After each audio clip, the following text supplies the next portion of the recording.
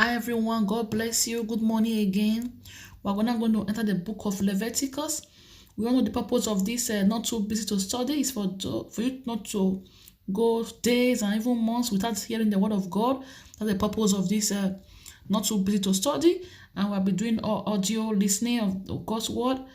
Now we're going to enter the book of Leviticus. God bless you and keep you. God bless us and keep us and shine his face upon us. In Jesus' name. Listen and be blessed. Leviticus.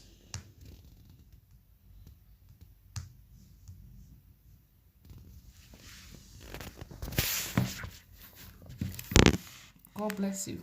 We'll start shortly.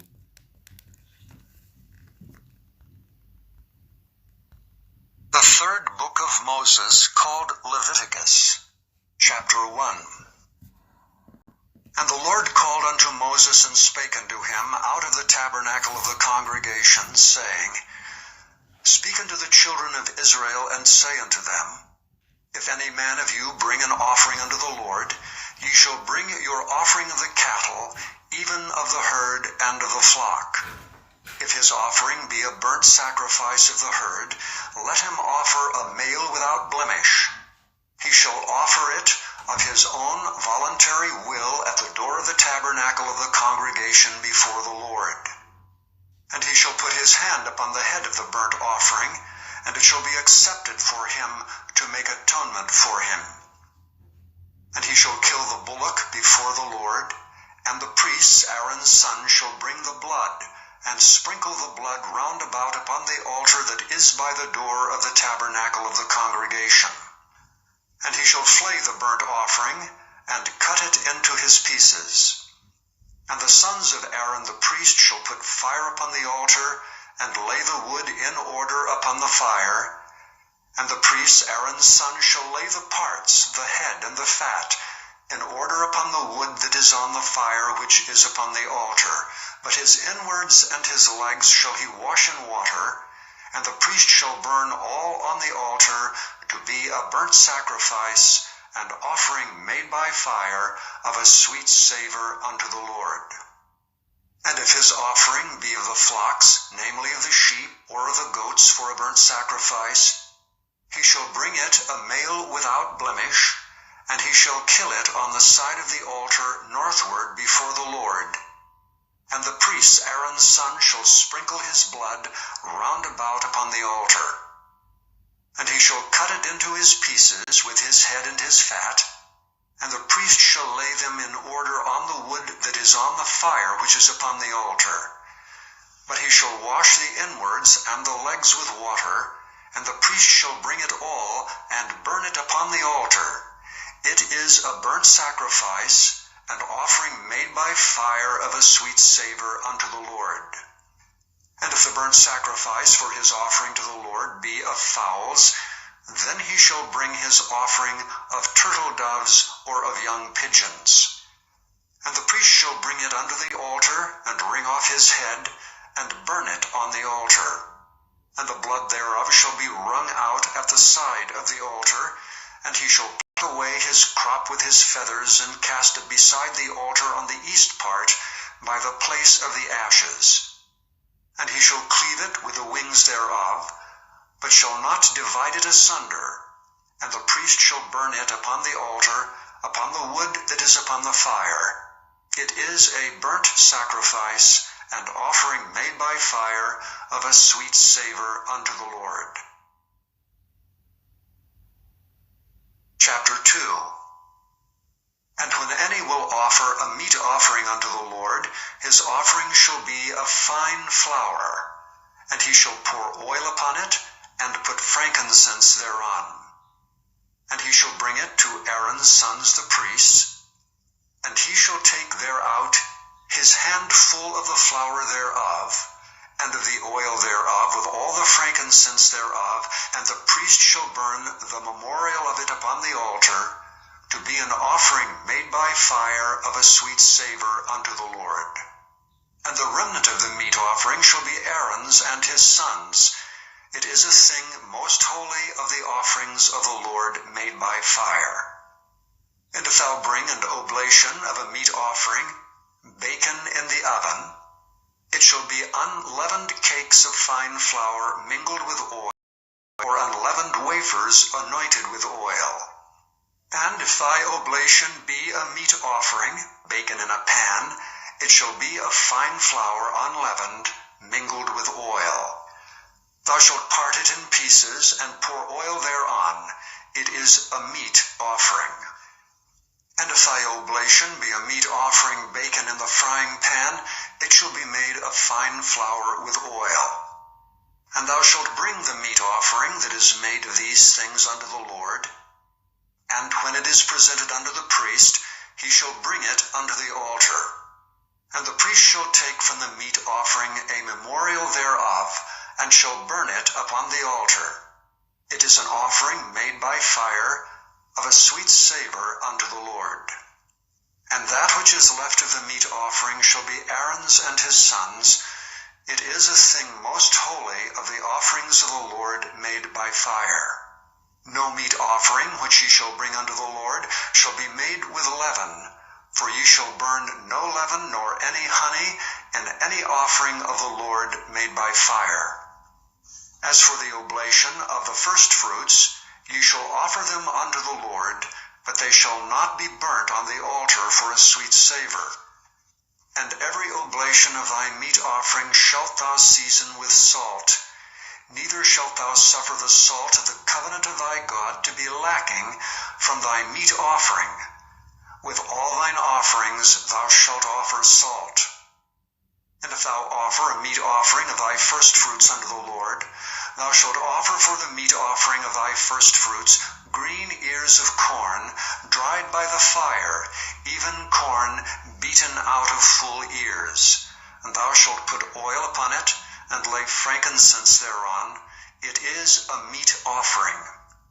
And the priest shall burn the memorial of it, part of the beaten corn thereof, and part of the oil thereof, with all the frankincense thereof. It is an offering made by fire unto the Lord. Chapter 3. And if his oblation be a sacrifice of peace offering, if he offer it of the herd, whether it be a male or female, he shall offer it without blemish before the Lord. And he shall lay his hand upon the head of his offering, and kill it at the door of the tabernacle of the congregation. And Aaron's sons the priest shall sprinkle the blood upon the altar round about. And he shall offer of the sacrifice of the peace offering, an offering made by fire unto the Lord, the fat that covereth the inwards, and all the fat that is upon the inwards, and the 2 kidneys, and the fat that is on them, which is by the flanks, and the caul above the liver with the kidneys, it shall he take away. And Aaron's son shall burn it on the altar upon the burnt sacrifice, which is upon the wood that is on the fire. It is an offering made by fire of a sweet savor unto the Lord. And if his offering for a sacrifice of peace offering unto the Lord be of the flock, male or female, he shall offer it without blemish. If he offer a lamb for his offering, then shall he offer it before the Lord. And he shall lay his hand upon the head of his offering, and kill it before the tabernacle of the congregation. And Aaron's son shall sprinkle the blood thereof round about upon the altar. And he shall offer of the sacrifice of the peace offering an offering made by fire unto the Lord, the fat thereof, and the whole rump. It shall he take off hard by the backbone, and the fat that covereth the inwards, and all the fat that is upon the inwards, and the 2 kidneys, and the fat that is upon them, which is by the flanks, and the caul above the liver, with the kidneys, it shall he take away. And the priest shall burn it upon the altar. It is the food of the offering made by fire unto the Lord. And if his offering be a goat, then he shall offer it before the Lord. And he shall lay his hand upon the head of it, and kill it before the tabernacle of the congregation. And the sons of Aaron shall sprinkle the blood thereof upon the altar round about.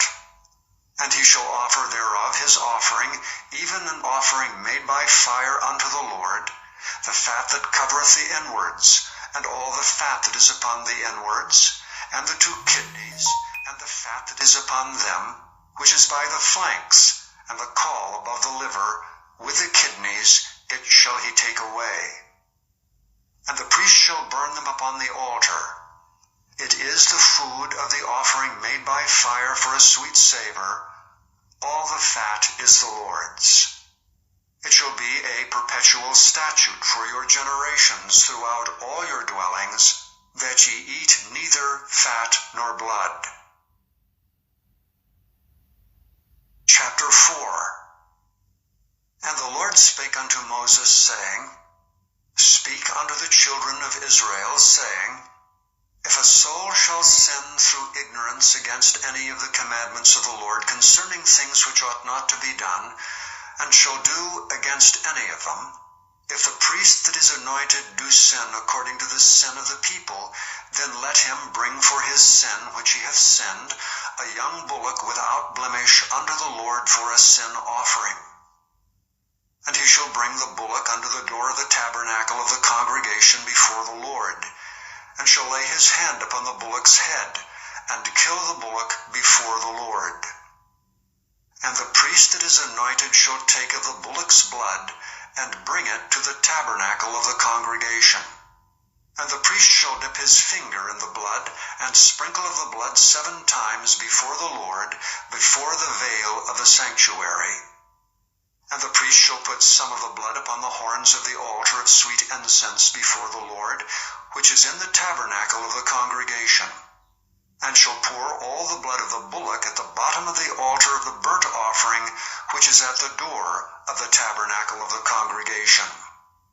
And he shall take off from it all the fat of the bullock for the sin offering, the fat that covereth the inwards, and all the fat that is upon the inwards, and the 2 kidneys, and the fat that is upon them, which is by the flanks, and the caul above the liver with the kidneys, it shall he take away, as it was taken off from the bullock of the sacrifice of peace offerings, and the priest shall burn them upon the altar of the burnt offering.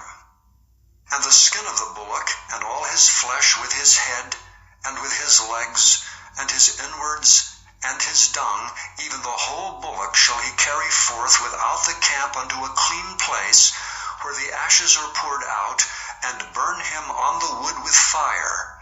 Where the ashes are poured out shall he be burnt. And if the whole congregation of Israel sin through ignorance, and the thing be hid from the eyes of the assembly, and they have done somewhat against any of the commandments of the Lord concerning things which should not be done, and are guilty, when the sin which they have sinned against it is known, then the congregation shall offer a young bullock for the sin, and bring him before the tabernacle of the congregation. And the elders of the congregation shall lay their hands upon the head of the bullock before the Lord, and the bullock shall be killed before the Lord. And the priest that is anointed shall bring of the bullock's blood to the tabernacle of the congregation. And the priest shall dip his finger in some of the blood, and sprinkle it 7 times before the Lord, even before the veil. And he shall put some of the blood upon the horns of the altar which is before the Lord, that is in the tabernacle of the congregation, and shall pour out all the blood at the bottom of the altar of the burnt offering, which is at the door of the tabernacle of the congregation. And he shall take all his fat from him, and burn it upon the altar. And he shall do with the bullock as he did with the bullock for a sin offering, so shall he do with this. And the priest shall make an atonement for them, and it shall be forgiven them. And he shall carry forth the bullock without the camp, and burn him as he burned the first bullock. It is a sin offering for the congregation. When a ruler hath sinned, and done somewhat through ignorance against any of the commandments of the Lord his God concerning things which should not be done, and is guilty, or if his sin, wherein he hath sinned, come to his knowledge, he shall bring his offering, a kid of the goats, a male without blemish. And he shall lay his hand upon the head of the goat, and kill it in the place where they kill the burnt offering before the Lord. It is a sin offering.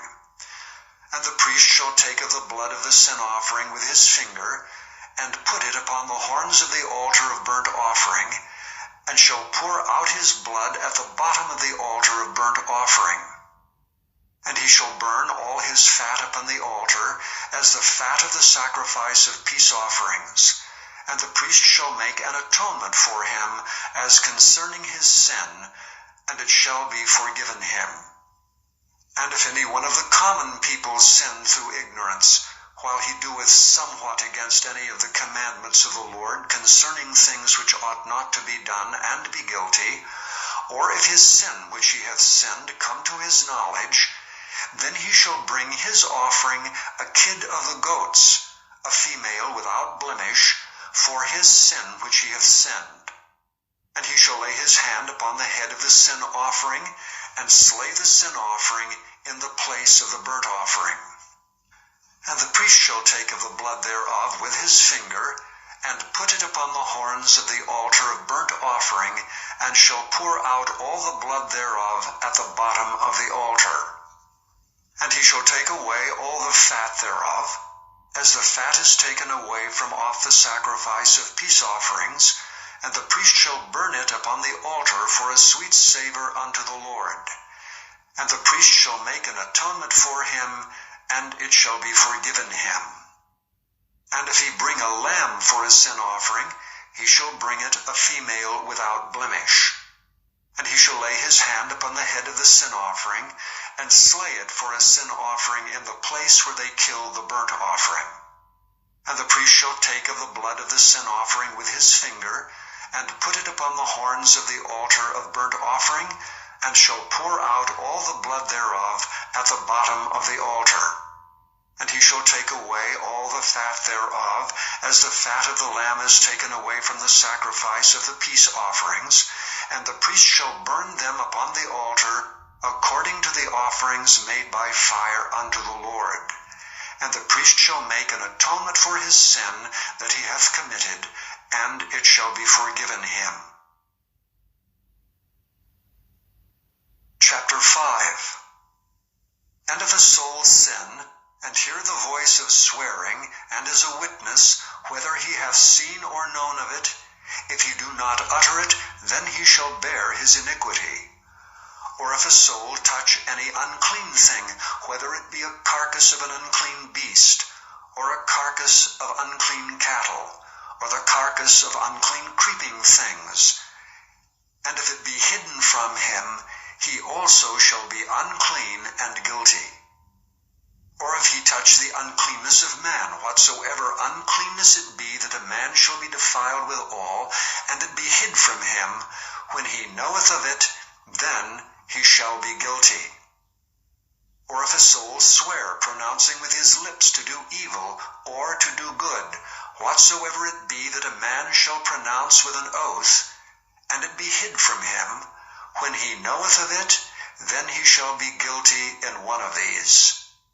And it shall be, when he shall be guilty in one of these things, that he shall confess that he hath sinned in that thing. And he shall bring his trespass offering unto the Lord for his sin which he hath sinned, a female from the flock, a lamb or a kid of the goats, for a sin offering. And the priest shall make an atonement for him concerning his sin.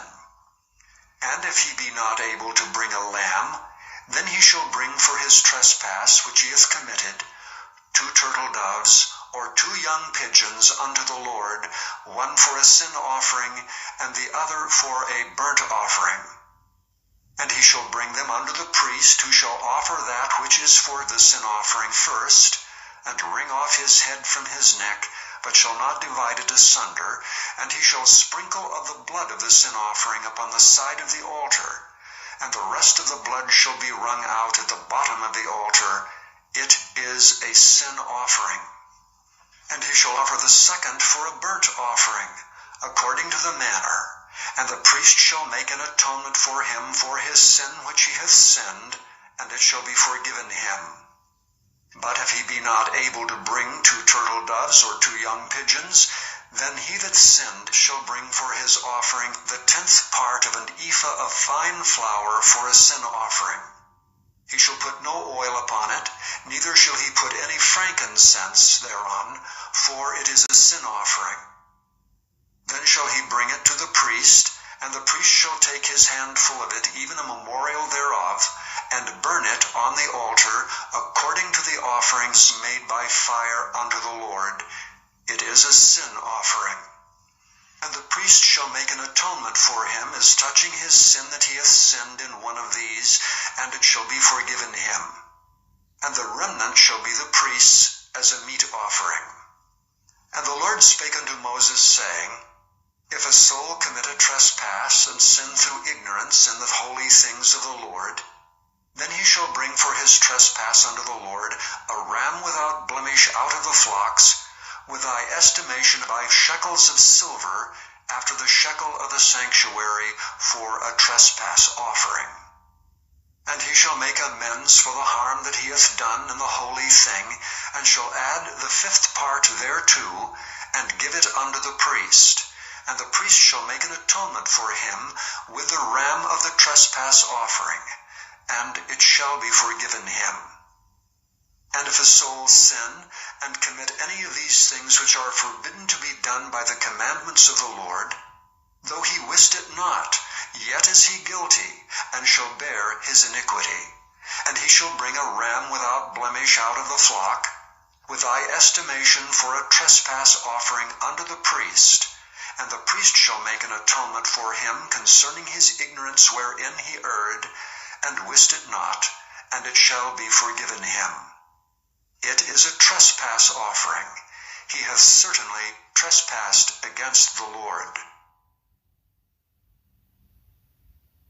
Chapter 6.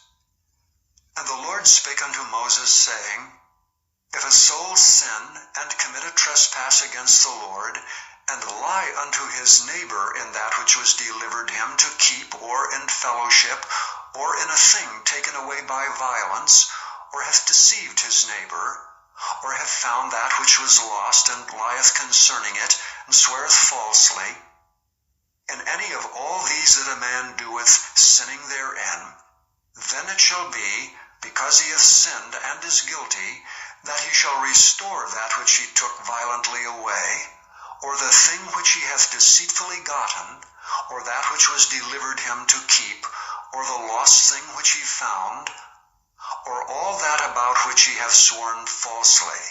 He shall even restore it in the principal, and shall add the 5th part more thereto, and give it unto him to whom it appertaineth, in the day of his trespass offering.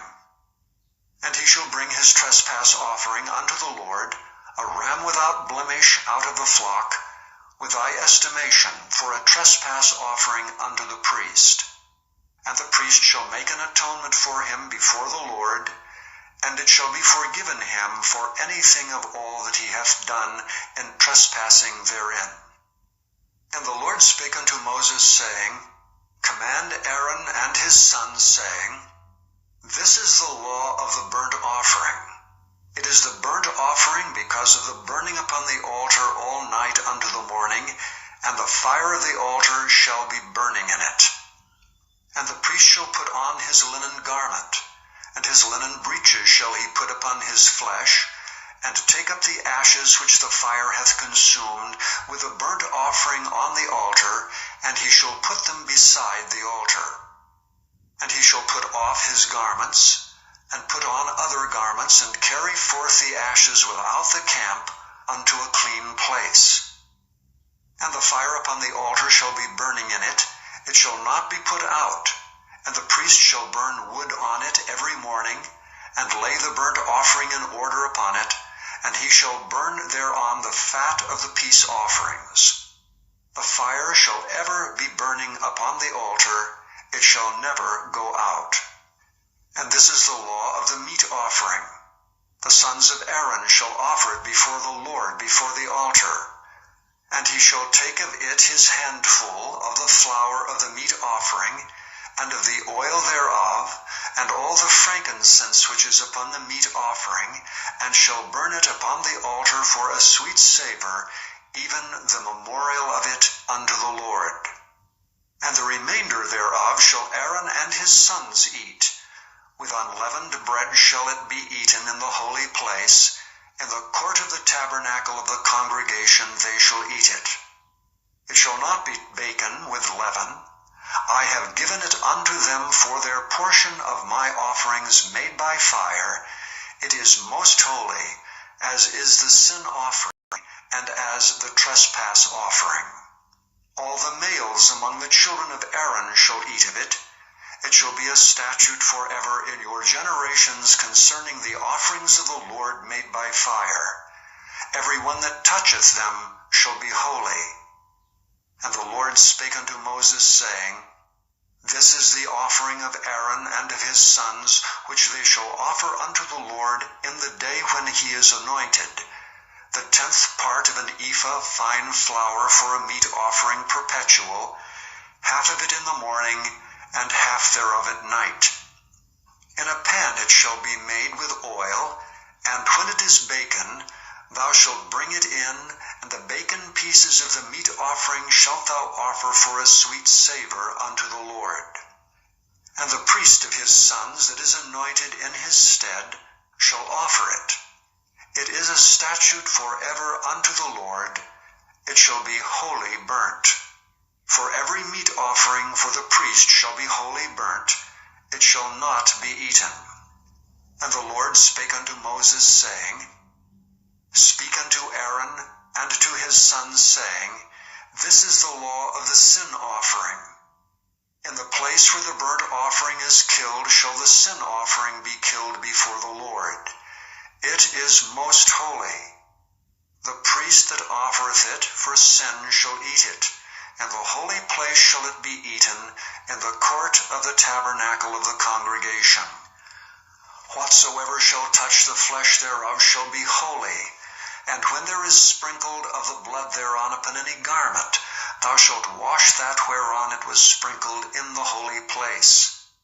But the earthen vessel wherein it is sodden shall be broken, and if it be sodden in a brazen pot, it shall be both scoured and rinsed in water. All the males among the priests shall eat thereof. It is most holy. And no sin offering, whereof any of the blood is brought into the tabernacle of the congregation to reconcile with all in the holy place, shall be eaten. It shall be burnt in the fire. Chapter 7.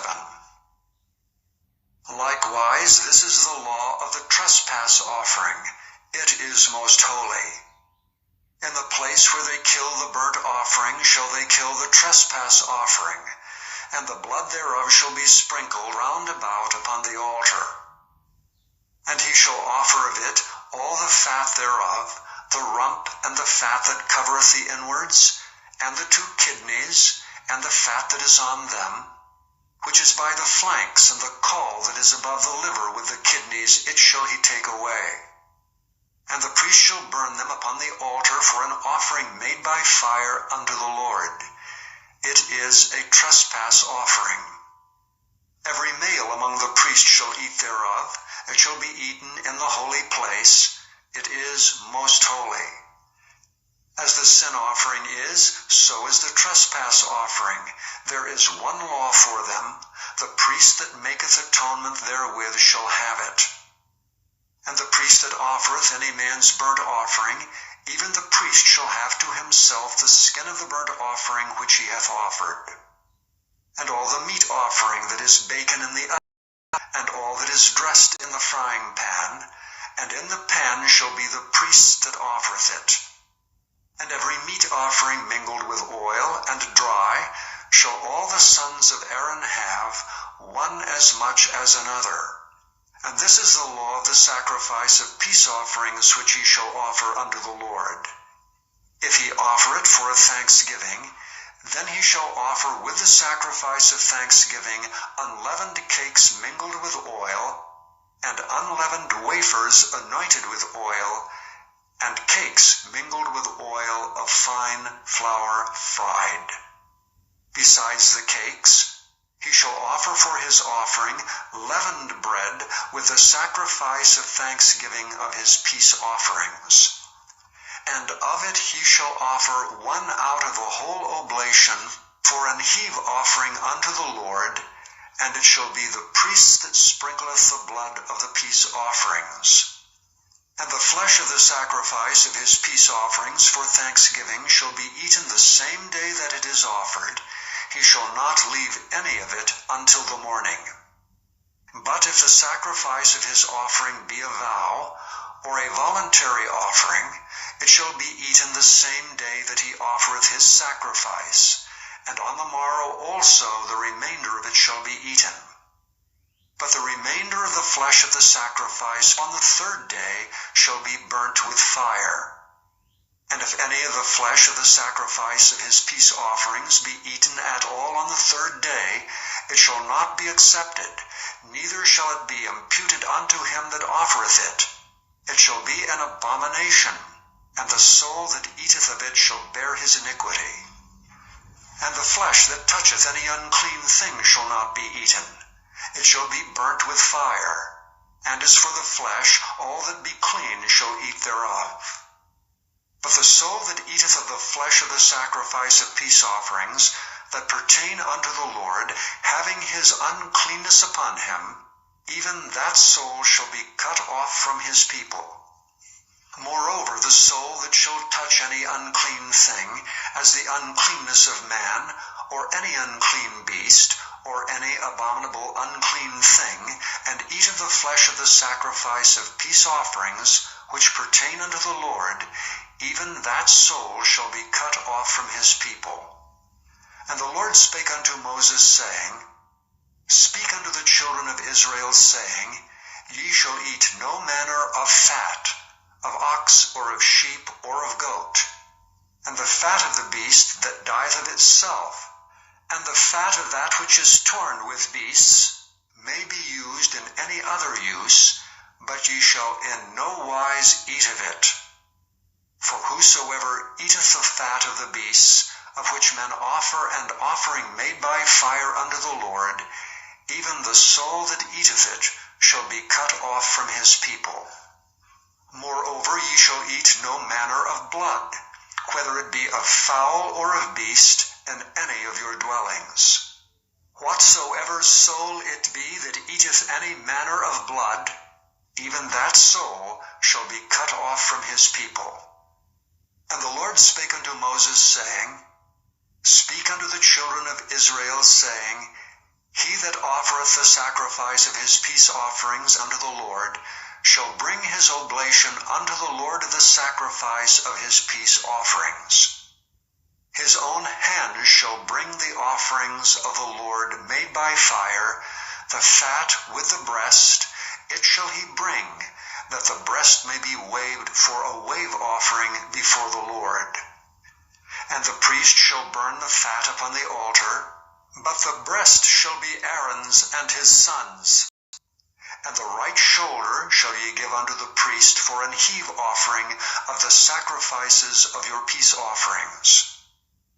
He among the sons of Aaron, that offereth the blood of the peace offerings and the fat, shall have the right shoulder for his part. For the wave breast and the heave shoulder have I taken of the children of Israel from off the sacrifices of their peace offerings, and have given them unto Aaron the priest and unto his sons by a statute forever from among the children of Israel. This is the portion of the anointing of Aaron and of the anointing of his sons out of the offerings of the Lord made by fire, in the day when he presented them to minister unto the Lord in the priest's office, which the Lord commanded to be given them of the children of Israel in the day that he anointed them by a statute forever throughout their generations. This is the law of the burnt offering, of the meat offering, and of the sin offering, and of the trespass offering, and of the consecrations, and of the sacrifice of the peace offerings, which the Lord commanded Moses in Mount Sinai, in the day that he commanded the children of Israel to offer their oblations unto the Lord in the wilderness of Sinai. Chapter 8. And the Lord spake unto Moses, saying, Take Aaron and his sons with him, and the garments and the anointing oil, and a bullock for the sin offering, and 2 rams, and a basket of unleavened bread. And gather thou all the congregation together unto the door of the tabernacle of the congregation. And Moses did as the Lord commanded him.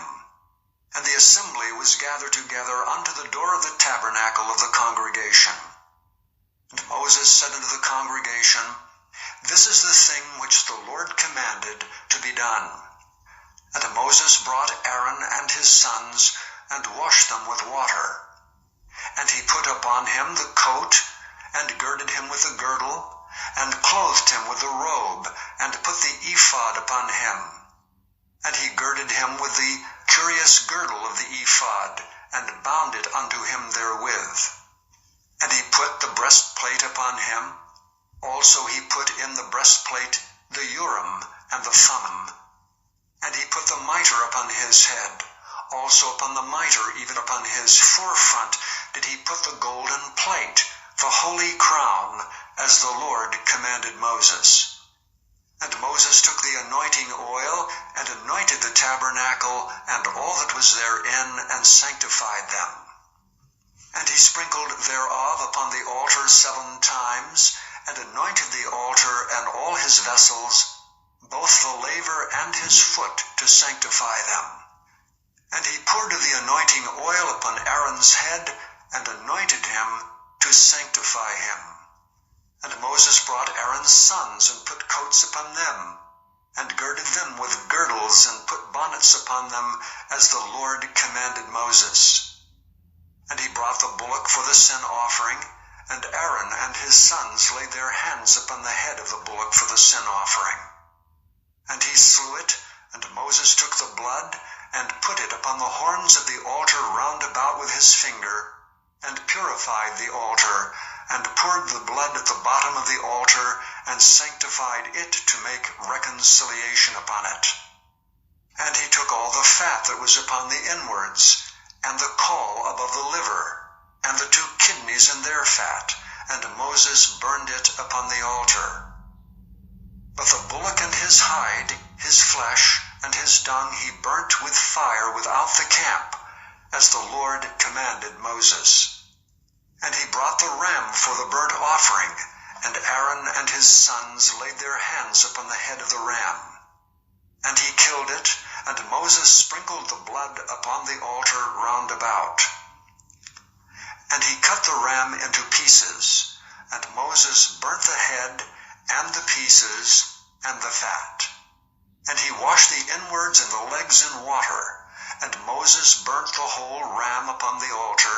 It was a burnt sacrifice for a sweet savor, and an offering made by fire unto the Lord, as the Lord commanded Moses. And he brought the other ram, the ram of consecration, and Aaron and his sons laid their hands upon the head of the ram. And he slew it, and Moses took of the blood of it, and put it upon the tip of Aaron's right ear, and upon the thumb of his right hand, and upon the great toe of his right foot. And he brought Aaron's sons, and Moses put of the blood upon the tip of their right ear, and upon the thumbs of their right hands, and upon the great toes of their right feet. And Moses sprinkled the blood upon the altar round about. And he took the fat, and the rump, and all the fat that was upon the inwards, and the caul above the liver, and the 2 kidneys and their fat, and the right shoulder. And out of the basket of unleavened bread that was before the Lord, he took 1 unleavened cake, and a cake of oiled bread, and 1 wafer, and put them on the fat, and upon the right shoulder. And he put all upon Aaron's hands, and upon his sons' hands, and waved them for a wave offering before the Lord. And Moses took them from off their hands, and burnt them on the altar upon the burnt offering. They were consecrations for a sweet savor. It is an offering made by fire unto the Lord. And Moses took the breast, and waved it for a wave offering before the Lord. For of the ram of consecration it was Moses' part, as the Lord commanded Moses. And Moses took of the anointing oil and the blood which was upon the altar, and sprinkled it upon Aaron, and upon his garments, and upon his sons, and upon his sons' garments with him, and sanctified Aaron and his garments, and his sons' garments with him. And Moses said unto Aaron and to his sons, Boil the flesh at the door of the tabernacle of the congregation, and there eat it with the bread that is in the basket of consecrations, as I commanded, saying, Aaron and his sons shall eat it. And that which remaineth of the flesh and of the bread shall ye burn with fire. And ye shall not go out of the door of the tabernacle of the congregation in 7 days, until the days of your consecration be at an end. For 7 days shall he consecrate you. As he hath done this day, so the Lord hath commanded to do, to make an atonement for you.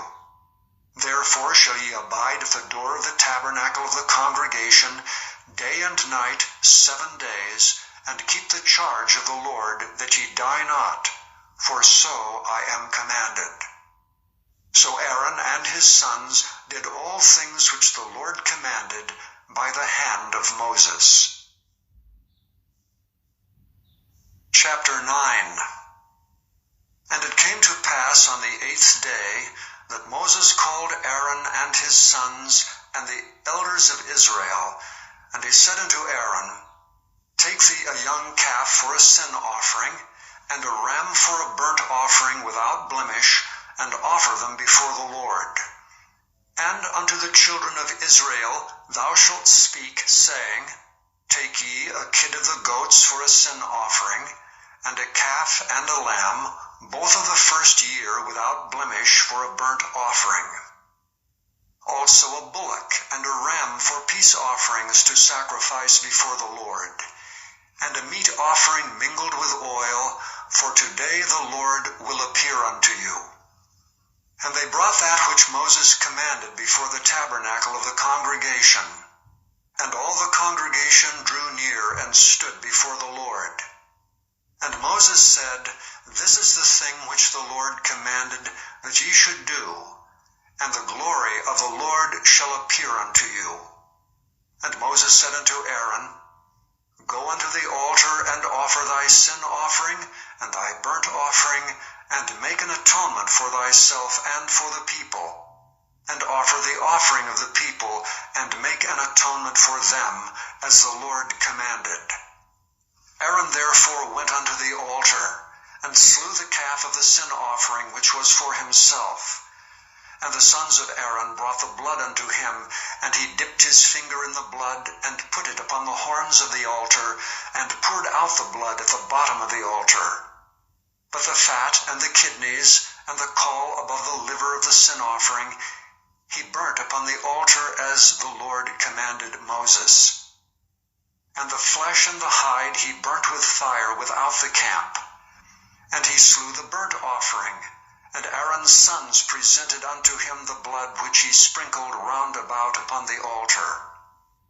And they presented the burnt offering unto him with the pieces thereof, and the head, and he burnt them upon the altar. And he did wash the inwards and the legs, and burnt them upon the burnt offering on the altar. And he brought the people's offerings, and took the goat which was the sin offering for the people, and slew it, and offered it for sin as the first. And he brought the burnt offering, and offered it according to the manner. And he brought the meat offering, and took an handful thereof, and burnt it upon the altar beside the burnt sacrifice of the morning. He slew also the bullock and the ram for a sacrifice of peace offerings, which was for the people. And Aaron's sons presented unto him the blood which he sprinkled upon the altar round about, and the fat of the bullock and of the ram, the rump and that which covereth the inwards, and the kidneys, and the caul above the liver.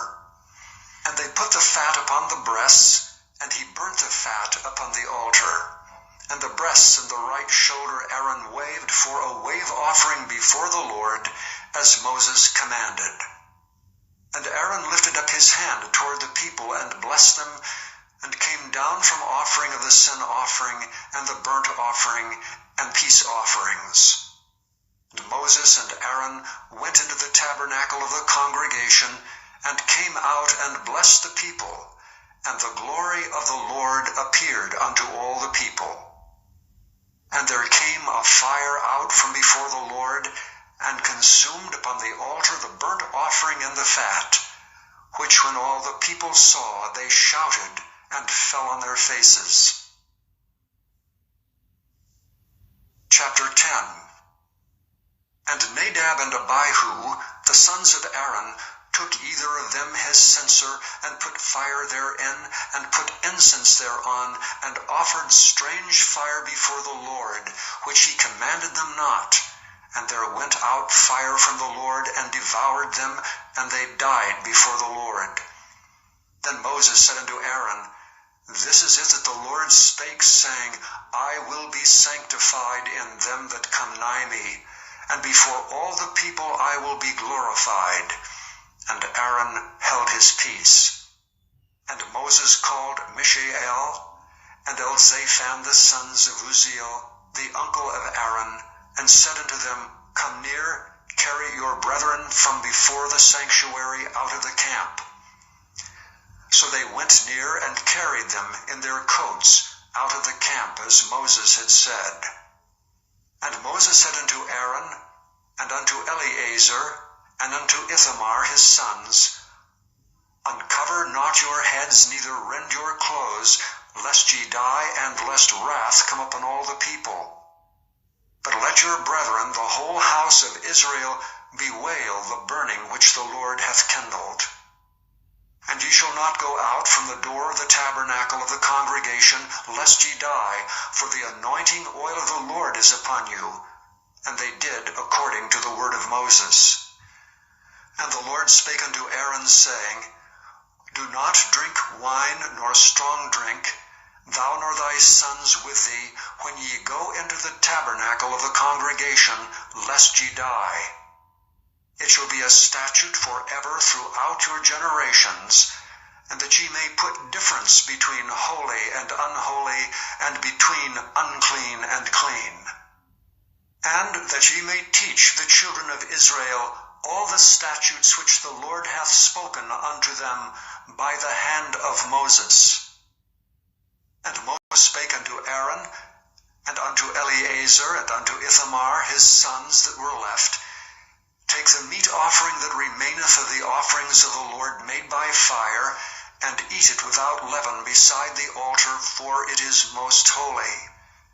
And ye shall eat it in the holy place, because it is thy due, and thy sons' due, of the sacrifices of the Lord made by fire, for so I am commanded.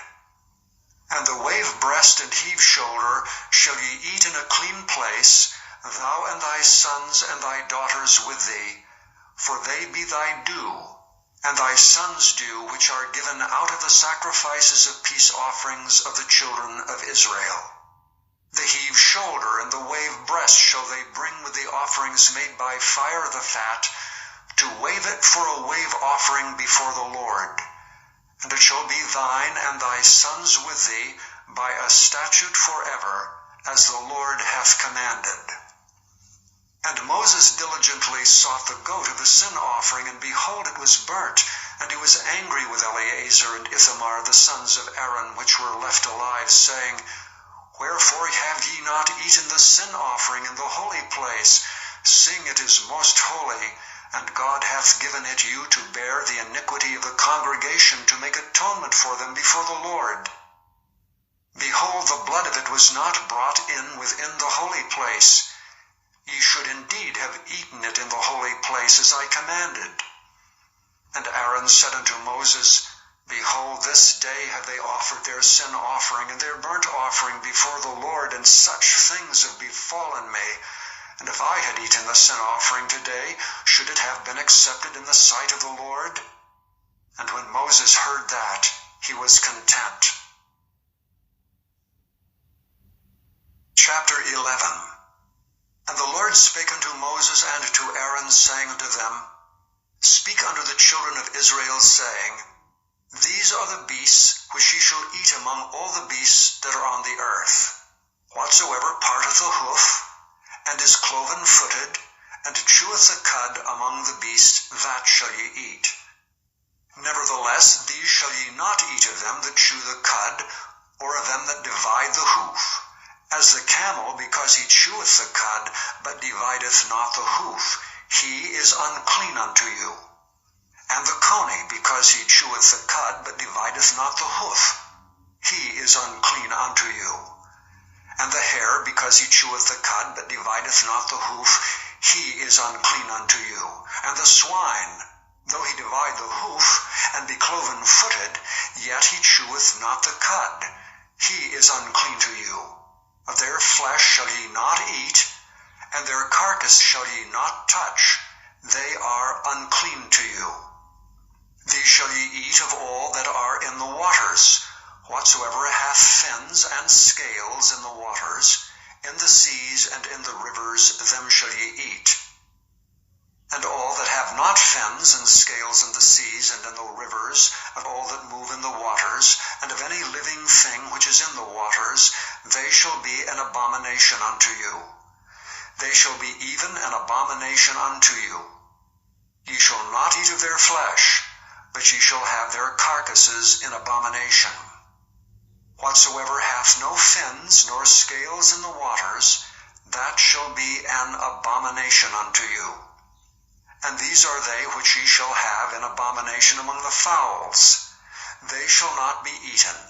They are an abomination, the eagle, and the ossifrage, and the osprey, and the vulture, and the kite after his kind, every raven after his kind, and the owl, and the nighthawk, and the cuckoo, and the hawk after his kind, and the little owl, and the cormorant, and the great owl, and the swan, and the pelican, and the gear eagle, and the stork, the heron after her kind, and the lapwing, and the bat.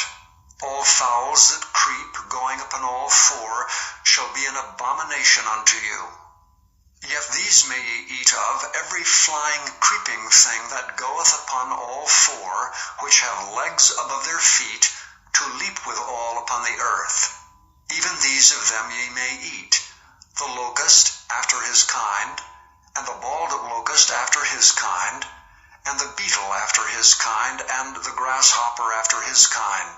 But all other flying, creeping things, which have 4 feet, shall be an abomination unto you.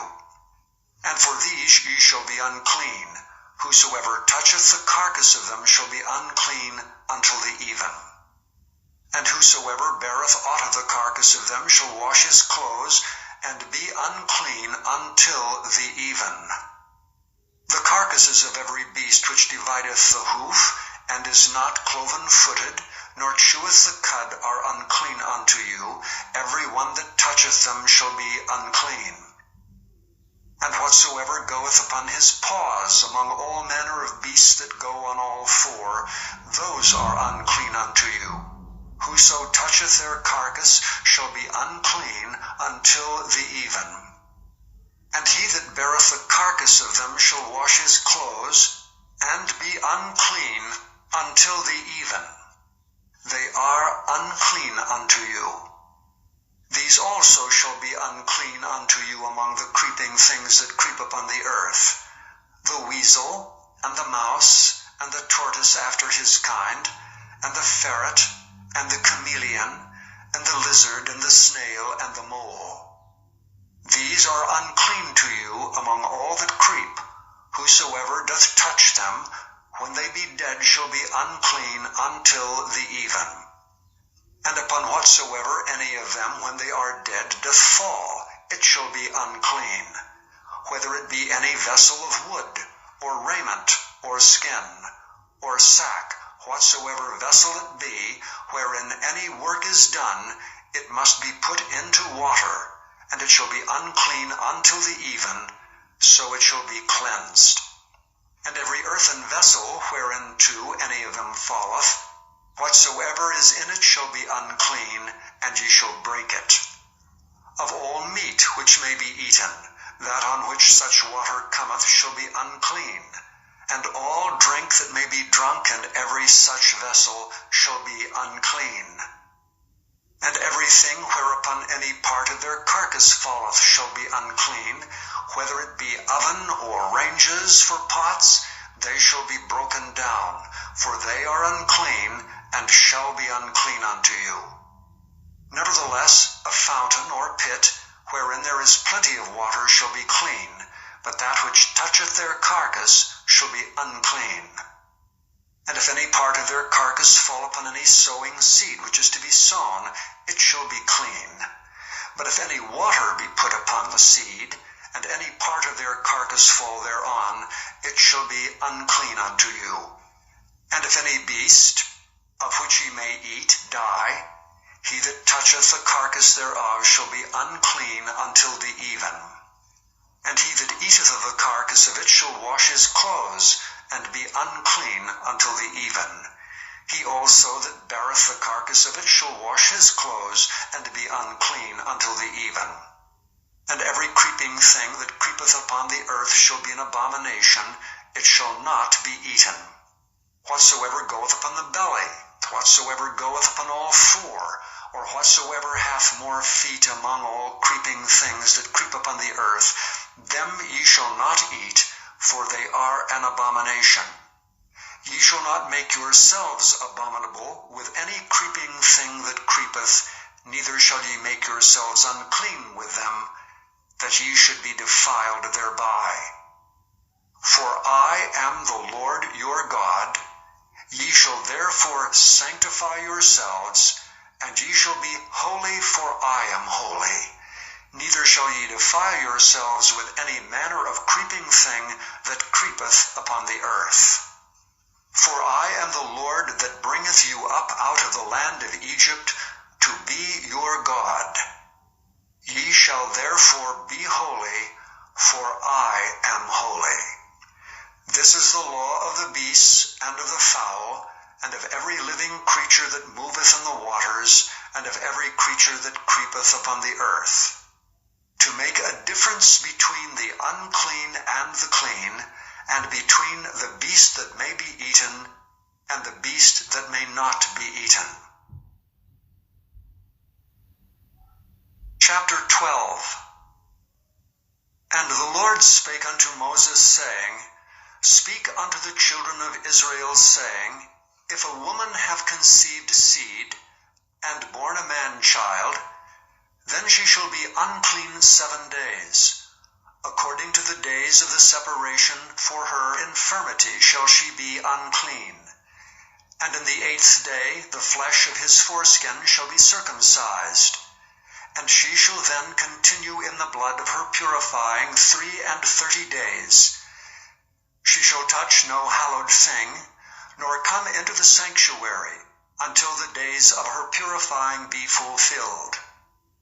But if she bear a maid-child, then she shall be unclean 2 weeks, as in her separation. And she shall continue in the blood of her purifying 66 days.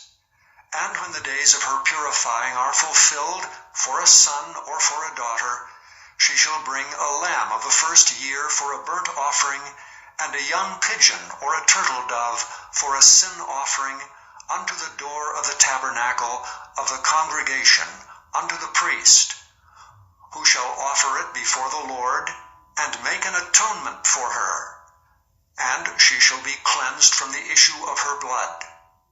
This is the law for her that hath borne a male or a female. And if she be not able to bring a lamb, then she shall bring 2 turtles, or 2 young pigeons, the one for the burnt offering, and the other for a sin offering. And the priest shall make an atonement for her, and she shall be clean. Chapter 13. And the Lord spake unto Moses and Aaron, saying, When a man shall have in the skin of his flesh a rising, a scab, or bright spot, and it be in the skin of his flesh like the plague of leprosy, then he shall be brought unto Aaron the priest, or unto one of his sons the priests, And the priest shall look on the plague in the skin of the flesh.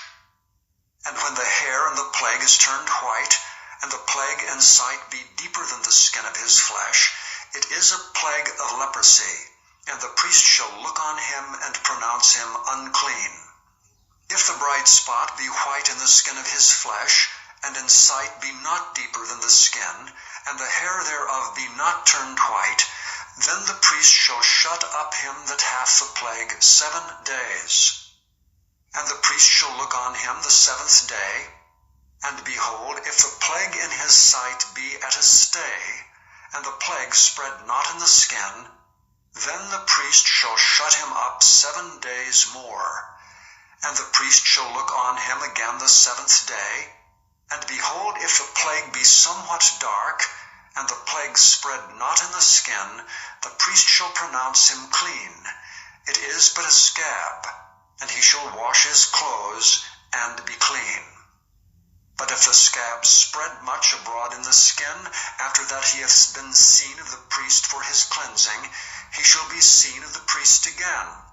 And if the priest see that, behold, the scab spreadeth in the skin, then the priest shall pronounce him unclean. It is a leprosy. When the plague of leprosy is in a man, then he shall be brought unto the priest. And the priest shall see him, and behold, if the rising be white in the skin, and it have turned the hair white, and there be quick raw flesh in the rising, it is an old leprosy in the skin of his flesh, and the priest shall pronounce him unclean, and shall not shut him up, for he is unclean. And if a leprosy break out abroad in the skin, and the leprosy cover all the skin of him that hath the plague, from his head even to his foot, wheresoever the priest looketh, then the priest shall consider, and behold, if the leprosy have covered all his flesh, he shall pronounce him clean that hath the plague. It is all turned white, he is clean. But when raw flesh appeareth in him, he shall be unclean, and the priest shall see the raw flesh, and pronounce him to be unclean.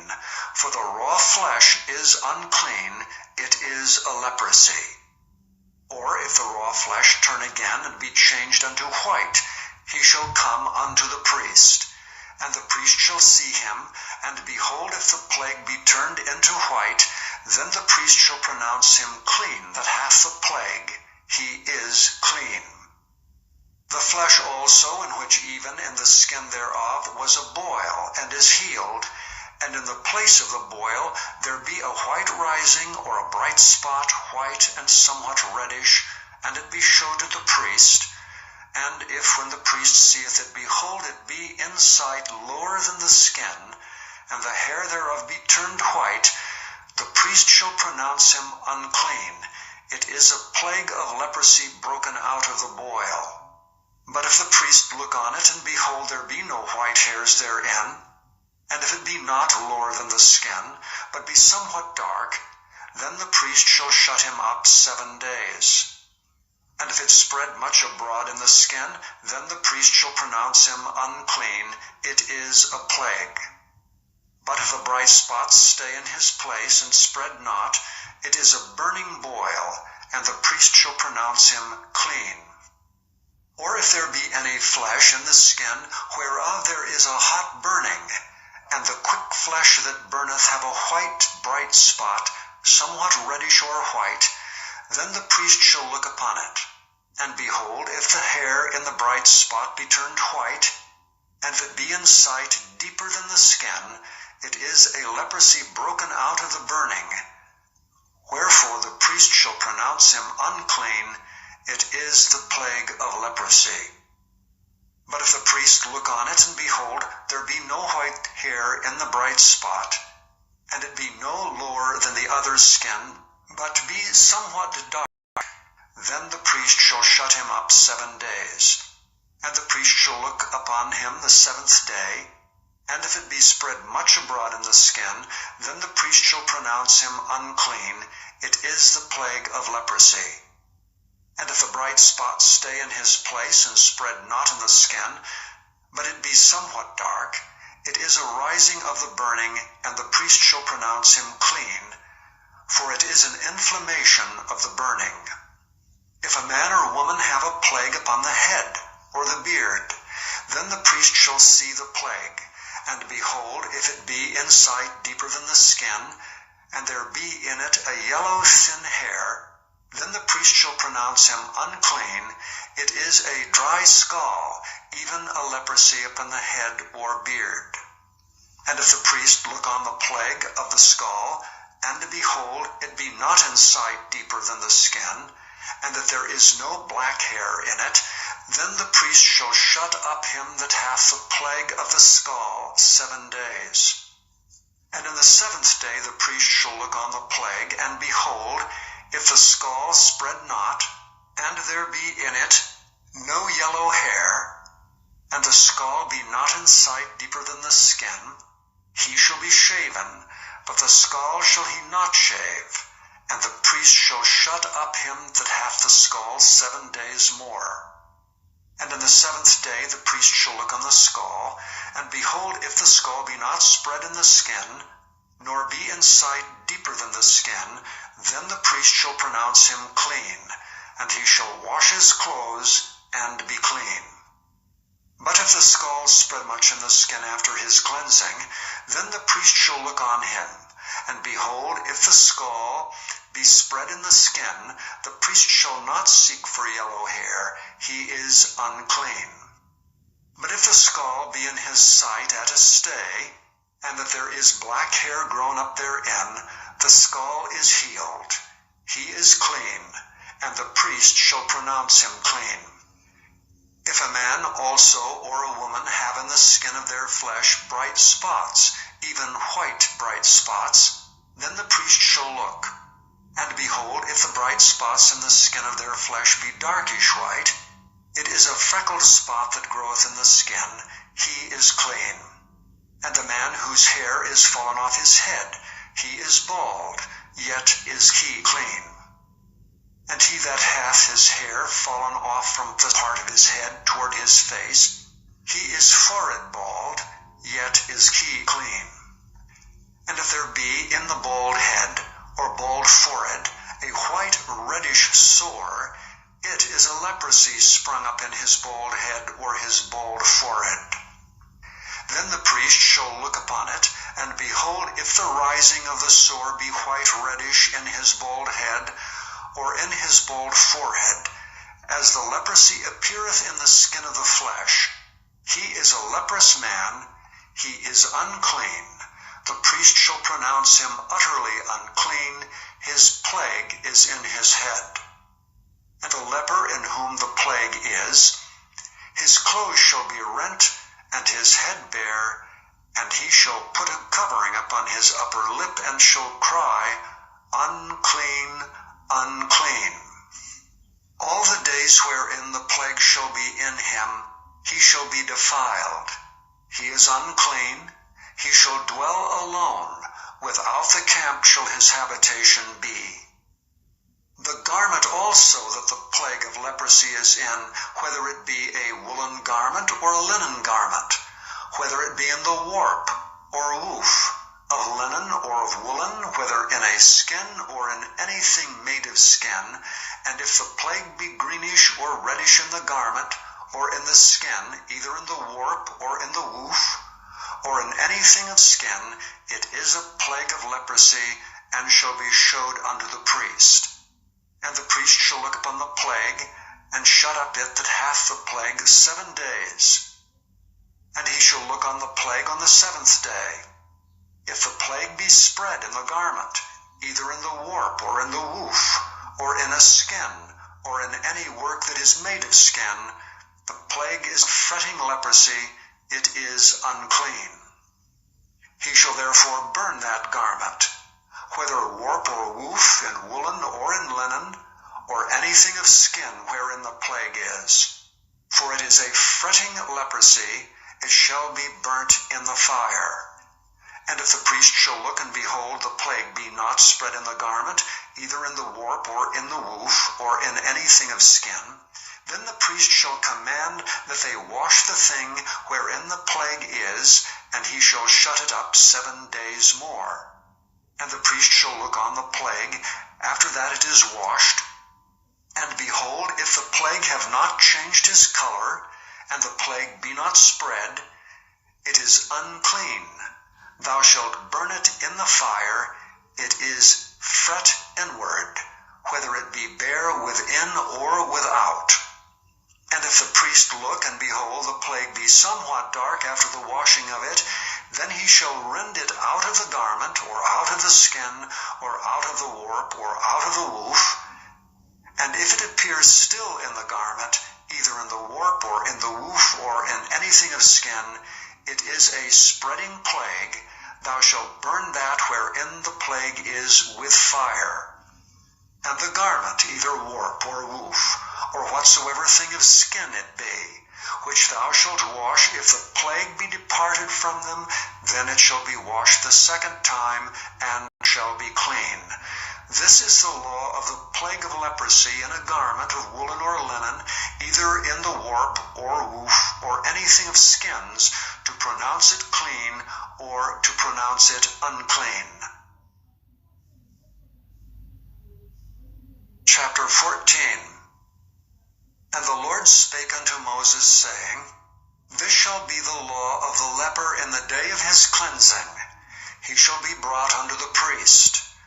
And the priest shall go forth out of the camp, and the priest shall look, and behold, if the plague of leprosy be healed in the leper, then shall the priest command to take for him that is to be cleansed 2 birds alive and clean, and cedar wood, and scarlet, and hyssop.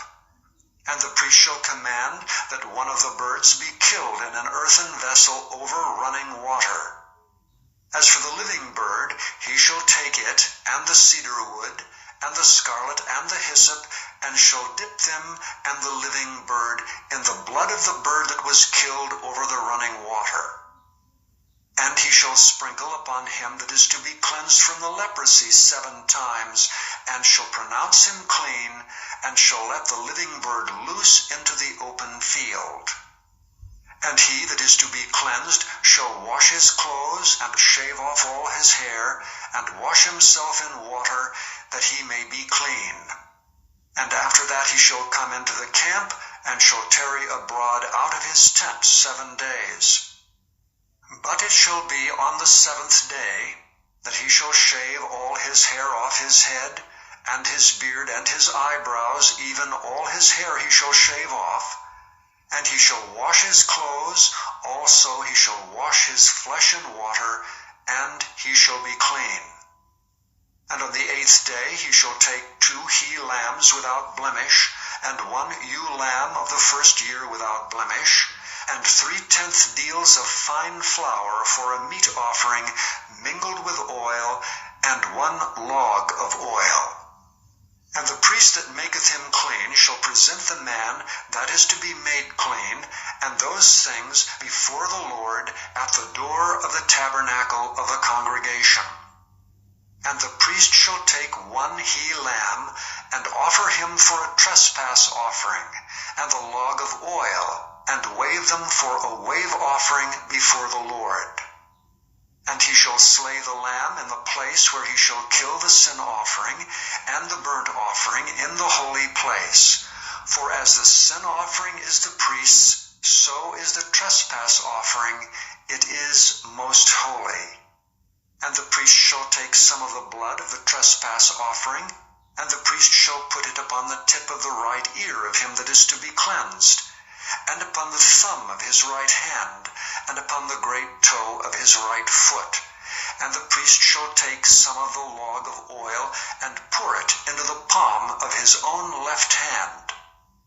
And the priest shall dip his right finger in the oil that is in his left hand, and shall sprinkle of the oil with his finger 7 times before the Lord.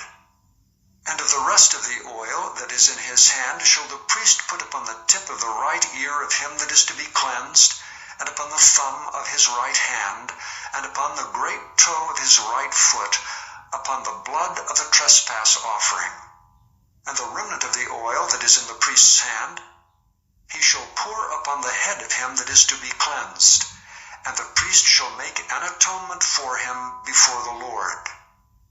And the priest shall offer the sin offering, and make an atonement for him that is to be cleansed from his uncleanness, and afterward he shall kill the burnt offering.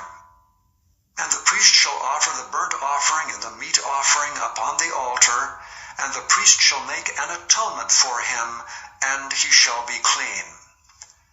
And if he be poor, and cannot get so much, then he shall take 1 lamb for a trespass offering to be waved, to make an atonement for him, and 1/10 deal of fine flour mingled with oil for a meat offering, and a log of oil, and 2 turtle doves or 2 young pigeons, such as he is able to get, and the one shall be a sin offering, and the other a burnt offering. And he shall bring them on the 8th day for his cleansing unto the priest, unto the door of the tabernacle of the congregation before the Lord. And the priest shall take the lamb of the trespass offering and the log of oil, and the priest shall wave them for a wave offering before the Lord. And he shall kill the lamb of the trespass offering, and the priest shall take some of the blood of the trespass offering, and put it upon the tip of the right ear of him that is to be cleansed, and upon the thumb of his right hand, and upon the great toe of his right foot. And the priest shall pour of the oil into the palm of his own left hand, and the priest shall sprinkle with his right finger some of the oil that is in his left hand 7 times before the Lord. And the priest shall put of the oil that is in his hand upon the tip of the right ear of him that is to be cleansed, and upon the thumb of his right hand, and upon the great toe of his right foot, upon the place of the blood of the trespass offering. And the rest of the oil that is in the priest's hand he shall put upon the head of him that is to be cleansed, to make an atonement for him before the Lord. And he shall offer the one of the turtle doves, or of the young pigeons, such as he can get, even such as he is able to get, the one for a sin offering, and the other for a burnt offering, with the meat offering. And the priest shall make an atonement for him that is to be cleansed before the Lord. This is the law of him in whom is the plague of leprosy, whose hand is not able to get that which pertaineth to his cleansing. And the Lord spake unto Moses and unto Aaron, saying, When ye be come into the land of Canaan, which I give to you for a possession, and I put the plague of leprosy in a house of the land of your possession, and he that owneth the house shall come and tell the priest, saying, It seemeth to me there is as it were a plague in the house, then the priest shall command that they empty the house before the priest go into it to see the plague, that all that is in the house be not made unclean, and afterward the priest shall go in to see the house. And he shall look on the plague, and behold, if the plague be in the walls of the house with hollow strakes, greenish or reddish, which in sight are lower than the wall, then the priest shall go out of the house to the door of the house, and shut up the house 7 days. And the priest shall come again the 7th day, and shall look, and behold, if the plague be spread in the walls of the house, then the priest shall command that they take away the stones in which the plague is, and they shall cast them into an unclean place without the city. And he shall cause the house to be scraped within round about, and they shall pour out the dust that they scrape off without the city into an unclean place. And they shall take other stones, and to put them in the place of those stones. And he shall take other mortar, and shall plaster the house.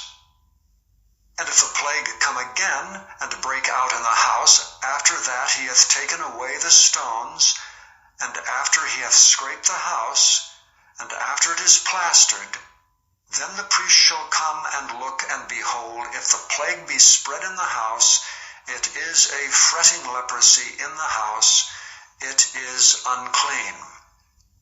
And he shall break down the house, the stones of it, and the timber thereof, and all the mortar of the house, and he shall carry them forth out of the city into an unclean place. Moreover, he that goeth into the house house, all the while that it is shut up shall be unclean until the even. And he that lieth in the house shall wash his clothes, and he that eateth in the house shall wash his clothes. And if the priest shall come in and look upon it, and behold, the plague hath not spread in the house, after the house was plastered, then the priest shall pronounce the house clean, because the plague is healed.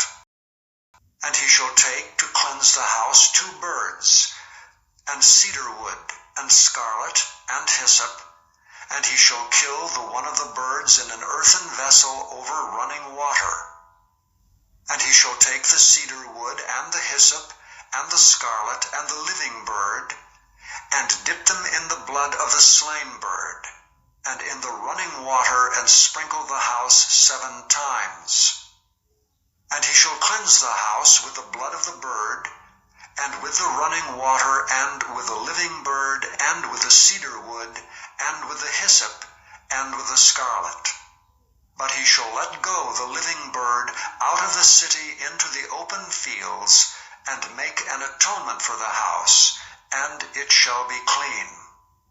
This is the law for all manner of plague of leprosy and scall, and for the leprosy of a garment, and of a house, and for a rising, and for a scab, and for a bright spot, to teach when it is unclean, and when it is clean.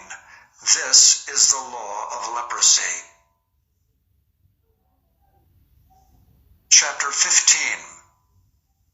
And the Lord spake unto Moses and to Aaron, saying, Speak unto the children of Israel, and say unto them, When any man hath a running issue out of his flesh, because of his issue, he is unclean.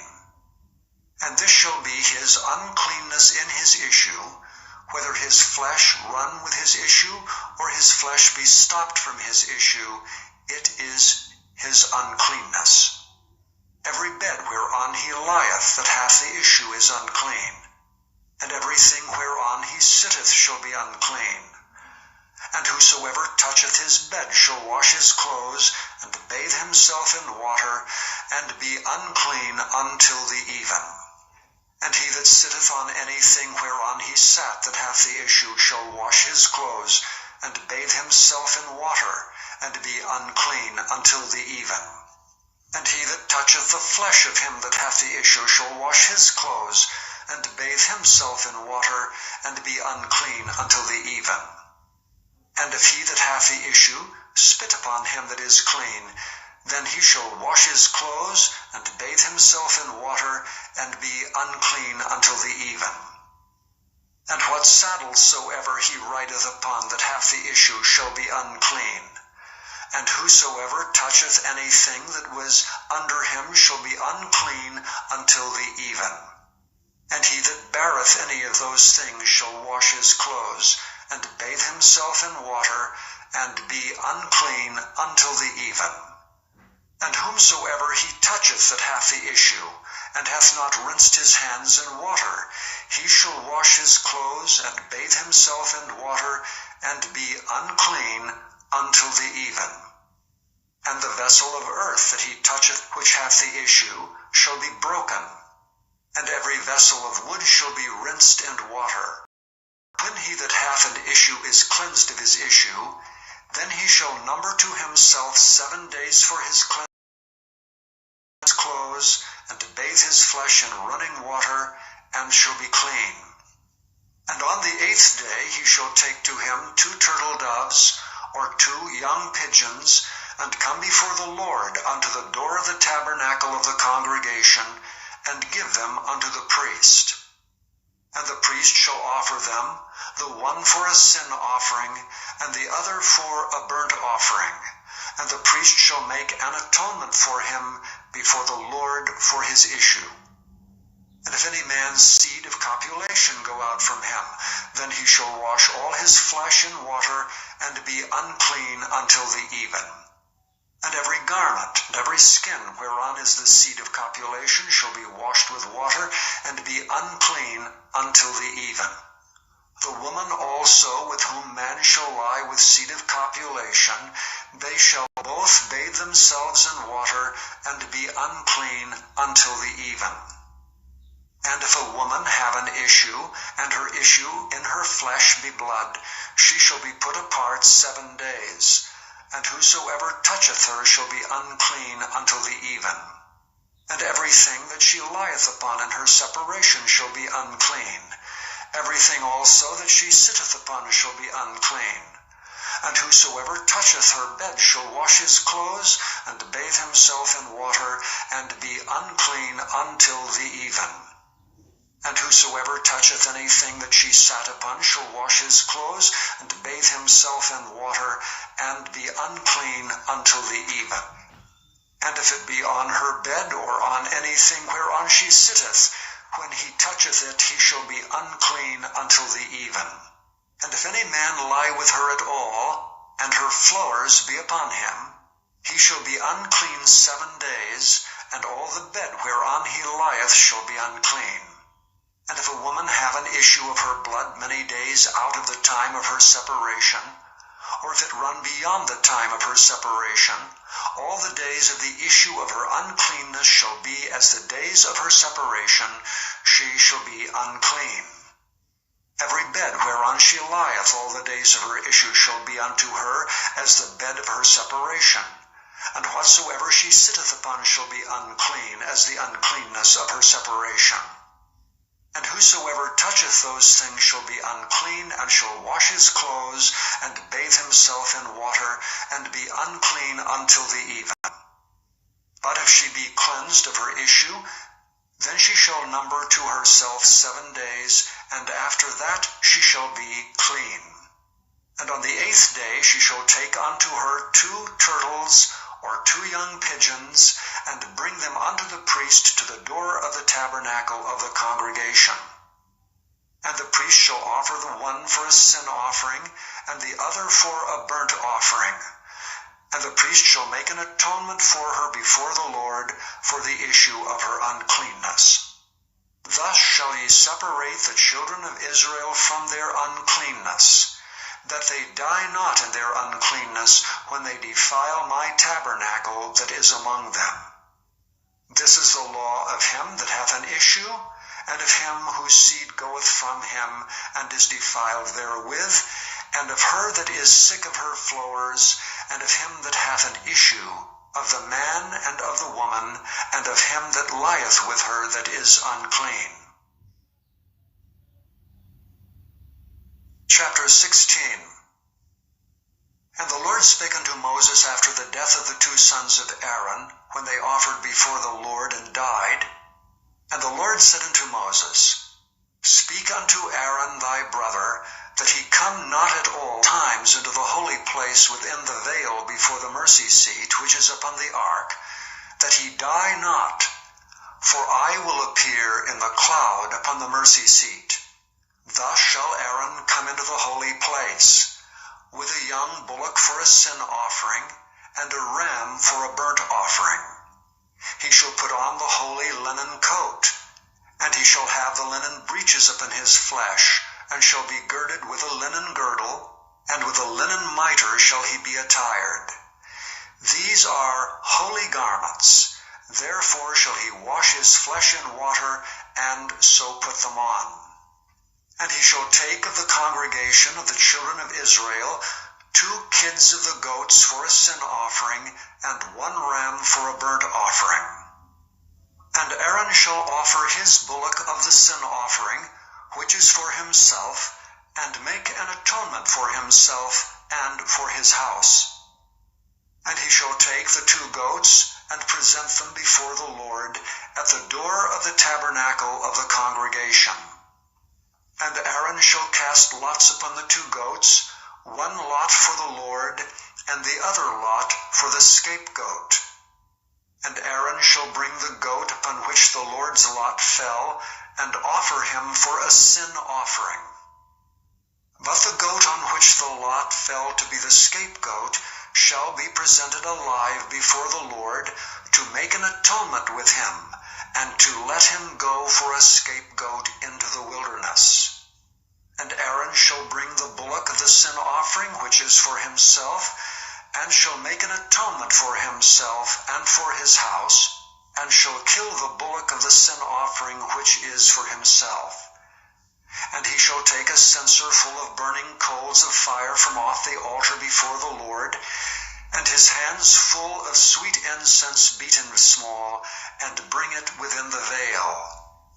And he shall put the incense upon the fire before the Lord, that the cloud of the incense may cover the mercy seat that is upon the testimony, that he die not. And he shall take of the blood of the bullock, and sprinkle it with his finger upon the mercy seat eastward, and before the mercy seat shall he sprinkle of the blood with his finger 7 times. Then shall he kill the goat of the sin offering that is for the people, and bring his blood within the veil, and do with that blood as he did with the blood of the bullock, and sprinkle it upon the mercy seat, and before the mercy seat. And he shall make an atonement for the holy place, because of the uncleanness of the children of Israel, and because of their transgressions and all their sins. And so shall he do for the tabernacle of the congregation that remaineth among them in the midst of their uncleanness. And there shall be no man in the tabernacle of the congregation when he goeth in to make an atonement in the holy place, until he come out and have made an atonement for himself and for his household and for all the congregation of Israel. And he shall go out unto the altar that is before the Lord, and make an atonement for it, and shall take of the blood of the bullock and of the blood of the goat, and put it upon the horns of the altar round about. And he shall sprinkle of the blood upon it with his finger 7 times, and cleanse it, and hallow it from the uncleanness of the children of Israel. And when he hath made an end of reconciling the holy place, and the tabernacle of the congregation, and the altar, he shall bring the live goat. And Aaron shall lay both his hands upon the head of the live goat, and confess over him all the iniquities of the children of Israel, and all their transgressions and all their sins, putting them upon the head of the goat, and shall send him away by the hand of a fit man into the wilderness. And the goat shall bear upon him all their iniquities unto a land not inhabited, and he shall let go the goat in the wilderness. And Aaron shall come into the tabernacle of the congregation, and shall put off the linen garments which he put on when he went into the holy place, and shall leave them there. And he shall wash his flesh with water in the holy place, and put on his garments, and come forth, and offer his burnt offering and the burnt offering of the people, and make an atonement for himself and for the people. And the fat of the sin offering shall he burn upon the altar. And he that let go the goat for the scapegoat shall wash his clothes, and bathe his flesh in water, and afterward come into the camp. And the bullock for the sin offering, and the goat for the sin offering, whose blood was brought in to make an atonement in the holy place, shall one carry forth without the camp, and they shall burn in the fire their skins and their flesh and their dung. And he that burneth them shall wash his clothes, and bathe his flesh in water, and afterward he shall come into the camp. And this shall be a statute forever unto you, that in the 7th month, on the 10th day of the month, ye shall afflict your souls, and do no work at all, whether it be one of your own country or a stranger that sojourneth among you. For on that day shall the priest make an atonement for you, to cleanse you, that ye may be clean from all your sins before the Lord. It shall be a Sabbath of rest unto you, and ye shall afflict your souls by a statute forever. And the priest, whom he shall anoint, and whom he shall consecrate to minister in the priest's office in his father's stead, shall make the atonement, and shall put on the linen clothes, even the holy garments. And he shall make an atonement for the holy sanctuary, And he shall make an atonement for the tabernacle of the congregation, and for the altar, and he shall make an atonement for the priests, and for all the people of the congregation. And this shall be an everlasting statute unto you, to make an atonement for the children of Israel for all their sins once a year. And he did as the Lord commanded Moses. Chapter 17. And the Lord spake unto Moses, saying, Speak unto Aaron, and unto his sons, and unto all the children of Israel, and say unto them, This is the thing which the Lord hath commanded, saying, What man soever there be of the house of Israel that killeth an ox, or lamb, or goat in the camp, or that killeth it out of the camp, and bringeth it not unto the door of the tabernacle of the congregation, to offer an offering unto the Lord before the tabernacle of the Lord, blood shall be imputed unto that man. He hath shed blood, and that man shall be cut off from among his people. To the end that the children of Israel may bring their sacrifices which they offer in the open field, even that they may bring them unto the Lord, unto the door of the tabernacle of the congregation, unto the priest, and offer them for the Lord. And the priest shall sprinkle the blood upon the altar of the Lord at the door of the tabernacle of the congregation, and burn the fat for a sweet savor unto the Lord. And they shall no more offer their sacrifices unto devils, after whom they have gone a-whoring. This shall be a statute forever unto them throughout their generations. And thou shalt say unto them, Whatsoever man there be of a house of Israel, or of the strangers which sojourn among you, that offereth a burnt offering or sacrifice, and bringeth it not unto the door of the tabernacle of the congregation to offer it unto the Lord, even that man shall be cut off from among his people. And whatsoever man there be of the house of Israel, or of the strangers that sojourn among you, that eateth any manner of blood, I will even set my face against that soul that eateth blood, and will cut him off from among his people. For the life of the flesh is in the blood, and I have given it to you upon the altar, to make an atonement for your souls, for it is the blood that maketh an atonement for the soul. Therefore I said unto the children of Israel, No soul of you shall eat blood, neither shall any stranger that sojourneth among you eat blood. And whatsoever man there be of the children of Israel, or of the strangers that sojourn among you, which hunteth and catcheth any beast or fowl that may be eaten, he shall even pour out the blood thereof, and cover it with dust. For it is the life of all flesh, the blood of it is for the life thereof. Therefore I said unto the children of Israel, Ye shall eat the blood of no manner of flesh, for the life of all flesh is the blood thereof. Whosoever eateth it shall be cut off. And every soul that eateth that which died of itself, or that which was torn with beasts, whether it be one of your own country or a stranger, he shall both wash his clothes, and bathe himself in water, and be unclean until the even. Then shall he be clean. But if he wash them not, nor bathe his flesh, then he shall bear his iniquity. Chapter 18.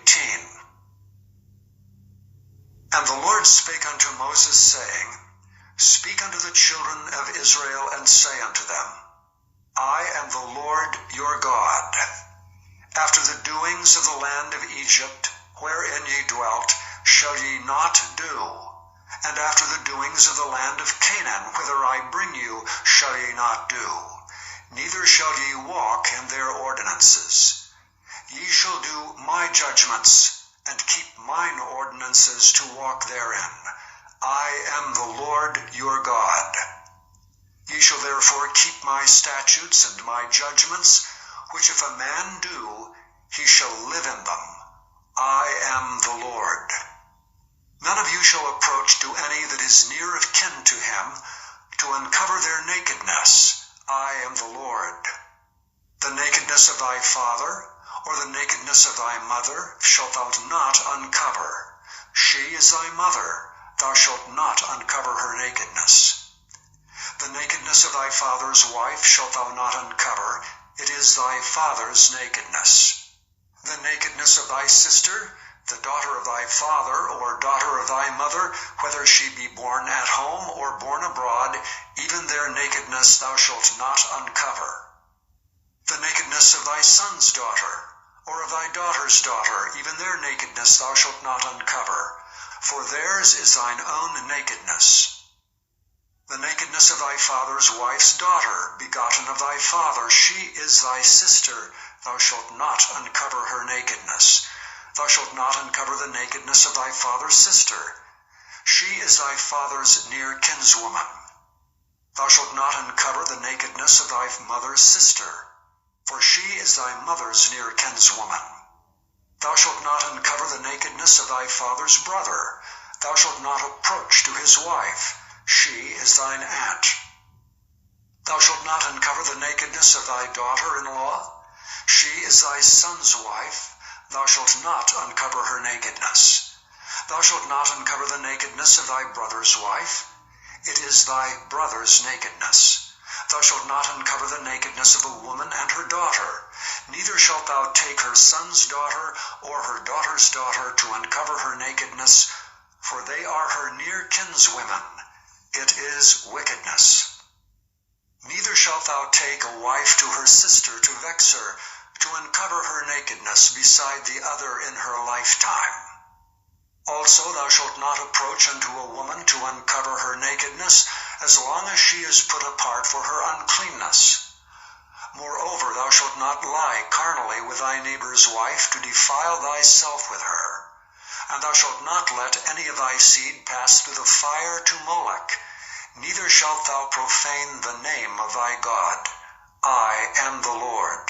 Thou shalt not lie with mankind, as with womankind. It is abomination. Neither shalt thou lie with any beast to defile thyself therewith. Neither shall any woman stand before a beast to lie down thereto. It is confusion. Defile not ye yourselves in any of these things, for in all these the nations are defiled which I cast out before you, and the land is defiled. Therefore I do visit the iniquity thereof upon it, and the land itself vomiteth out her inhabitants. Ye shall therefore keep my statutes and my judgments, and shall not commit any of these abominations, neither any of your own nation, nor any stranger that sojourneth among you.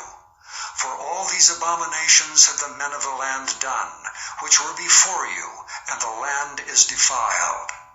That the land spew not you out also when ye defile it, as it spewed out the nations that were before you.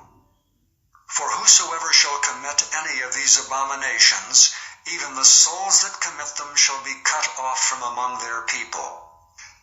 Therefore shall ye keep mine ordinance, that ye commit not any one of these abominable customs, which were committed before you, and that ye defile not yourselves therein. I am the Lord your God. Chapter 19. And the Lord spake unto Moses, saying, Speak unto all the congregation of the children of Israel, and say unto them, Ye shall be holy, for I, the Lord your God, am holy. Ye shall fear every man his mother and his father, and keep my Sabbaths. I am the Lord your God. Turn ye not unto idols, nor make to yourselves molten gods. I am the Lord your God. And if ye offer a sacrifice of peace offerings unto the Lord, ye shall offer it at your own will. It shall be eaten the same day ye offer it, and on the morrow, and if aught remain until the third day, it shall be burnt in the fire. And if it be eaten at all on the third day, it is abominable. It shall not be accepted. Therefore every one that eateth it shall bear his iniquity, because he hath profaned the hallowed thing of the Lord. and that soul shall be cut off from among his people. And when ye reap the harvest of your land, thou shalt not wholly reap the corners of thy field, neither shalt thou gather the gleanings of thy harvest. And thou shalt not glean thy vineyard, neither shalt thou gather every grape of thy vineyard. Thou shalt leave them for the poor and stranger. I am the Lord your God. Ye shall not steal, neither deal falsely, neither lie one to another. And ye shall not swear by my name falsely, neither shalt thou profane the name of thy God. I am the Lord. Thou shalt not defraud thy neighbor, neither rob him. The wages of him that is hired shall not abide with thee all night until the morning. Thou shalt not curse the deaf, nor put a stumbling block before the blind, but shalt fear thy God. I am the Lord. Ye shall do no unrighteousness in judgment. Thou shalt not respect the person of the poor, nor honor the person of the mighty, but in righteousness shalt thou judge thy neighbor. Thou shalt not go up and down as a talebearer among thy people, neither shalt thou stand against the blood of thy neighbor. I am the Lord. Thou shalt not hate thy brother in thine heart. Thou shalt in any wise rebuke thy neighbor, and not suffer sin upon him. Thou shalt not avenge nor bear any grudge against the children of thy people, but thou shalt love thy neighbor as thyself. I am the Lord. Ye shall keep my statutes. Thou shalt not let thy cattle gender with a diverse kind. Thou shalt not sow thy field with mingled seed, neither shall a garment mingled of linen and woolen come upon thee. And whosoever lieth carnally with a woman, that is a bondmaid betrothed to an husband, and not at all redeemed, nor freedom given her, she shall be scourged. They shall not be put to death, because she was not free. And he shall bring his trespass offering unto the Lord, unto the door of the tabernacle of the congregation, even a ram for a trespass offering. And the priest shall make an atonement for him with the ram of the trespass offering before the Lord for his sin which he hath done, and the sin which he hath done shall be forgiven him. And when ye shall come into the land, and shall have planted all manner of trees for food, then ye shall count the fruit thereof as uncircumcised. 3 years shall it be as uncircumcised unto you. It shall not be eaten of. But in the 4th year all the fruit thereof shall be holy to praise the Lord withal. And in the 5th year shall ye eat of the fruit thereof, that it may yield unto you the increase thereof. I am the Lord your God. Ye shall not eat anything with the blood, neither shall ye use enchantment, nor observe times. Ye shall not round the corners of your heads, neither shalt thou mar the corners of thy beard. Ye shall not make any cuttings in your flesh for the dead, nor print any marks upon you. I am the Lord. Do not prostitute thy daughter to cause her to be a whore, lest the land fall to whoredom, and the land become full of wickedness. Ye shall keep my Sabbaths, and reverence my sanctuary. I am the Lord. Regard not them that have familiar spirits, neither seek after wizards to be defiled by them. I am the Lord your God. Thou shalt rise up before the hoary head, and honor the face of the old man, and fear thy God. I am the Lord. And if a stranger sojourn with thee in your land, ye shall not vex him. But the stranger that dwelleth with you shall be unto you as one born among you, and thou shalt love him as thyself. For ye were strangers in the land of Egypt. I am the Lord your God. Ye shall do no unrighteousness in judgment, in meter yard, in weight, or in measure. Just balances, just weights, a just ephah, and a just hin shall ye have. I am the Lord your God, which brought you out of the land of Egypt. Therefore shall ye observe all my statutes and all my judgments, and do them. I am the Lord. Chapter 20. And the Lord spake unto Moses, saying, Again thou shalt say to the children of Israel, Whosoever he be of the children of Israel, or of the strangers that sojourn in Israel, that giveth any of his seed unto Molech, he shall surely be put to death. The people of the land shall stone him with stones. And I will set my face against that man, and will cut him off from among his people, because he hath given of his seed unto Molech to defile my sanctuary, and to profane my holy name. And if the people of the land do any ways hide their eyes from the man, when he giveth of his seed unto Molech, and kill him not, then I will set my face against that man, and against his family, and will cut him off, and all that go a-whoring after him, to commit whoredom with Molech, from among their people.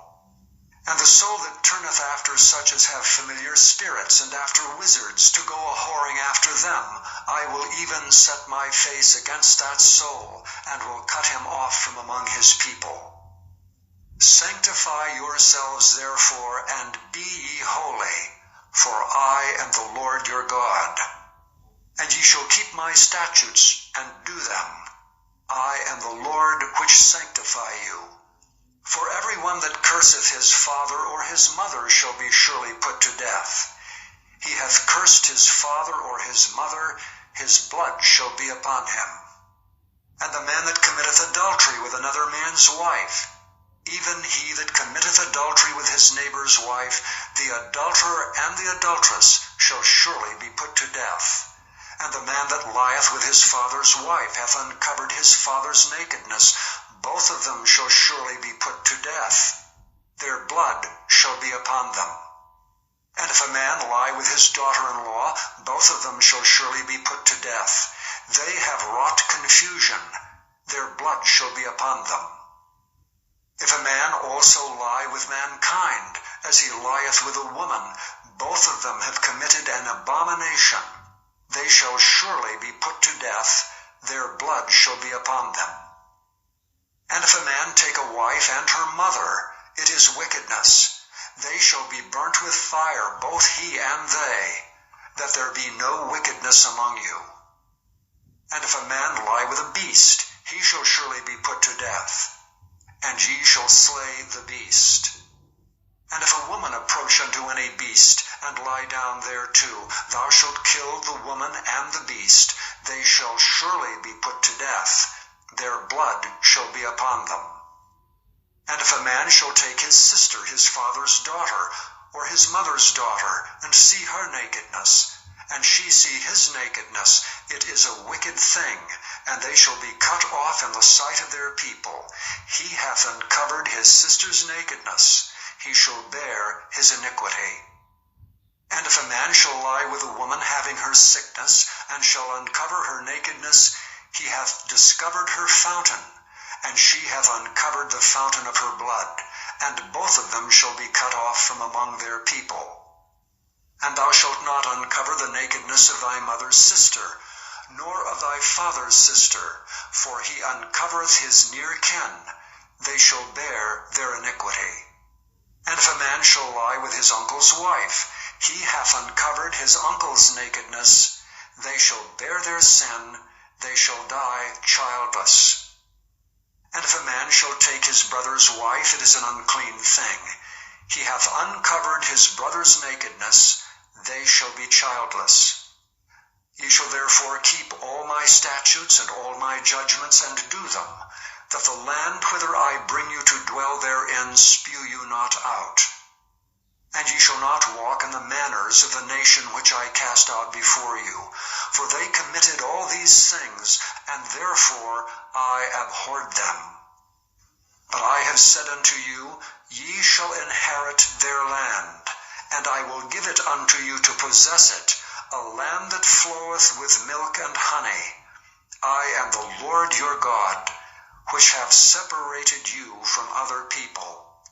Ye shall therefore put difference between clean beasts and unclean, and between unclean fowls and clean. And ye shall not make your souls abominable by beast or by fowl, or by any manner of living thing that creepeth on the ground, which I have separated from you as unclean. And ye shall be holy unto me, for I the Lord am holy, and have severed you from other people, that ye should be mine. A man also or woman that hath a familiar spirit, or that is a wizard, shall surely be put to death. They shall stone them with stones, their blood shall be upon them. Chapter 21. And the Lord said unto Moses, Speak unto the priests, the sons of Aaron, and say unto them, There shall none be defiled for the dead among his people, but for his kin that is near unto him, that is, for his mother, and for his father, and for his son, and for his daughter, and for his brother, and for his sister a virgin that is nigh unto him, which hath had no husband, for her may he be defiled. But he shall not defile himself, being a chief man among his people, to profane himself. They shall not make baldness upon their head, neither shall they shave off the corner of their beard, nor make any cuttings in their flesh. They shall be holy unto their God, and not profane the name of their God. For the offerings of the Lord made by fire, and the bread of their God they do offer. Therefore they shall be holy. They shall not take a wife that is a whore, or profane. Neither shall they take a woman put away from her husband, for he is holy unto his God. Thou shalt sanctify him therefore, for he offereth the bread of thy God. He shall be holy unto thee, for I the Lord which sanctify you am holy.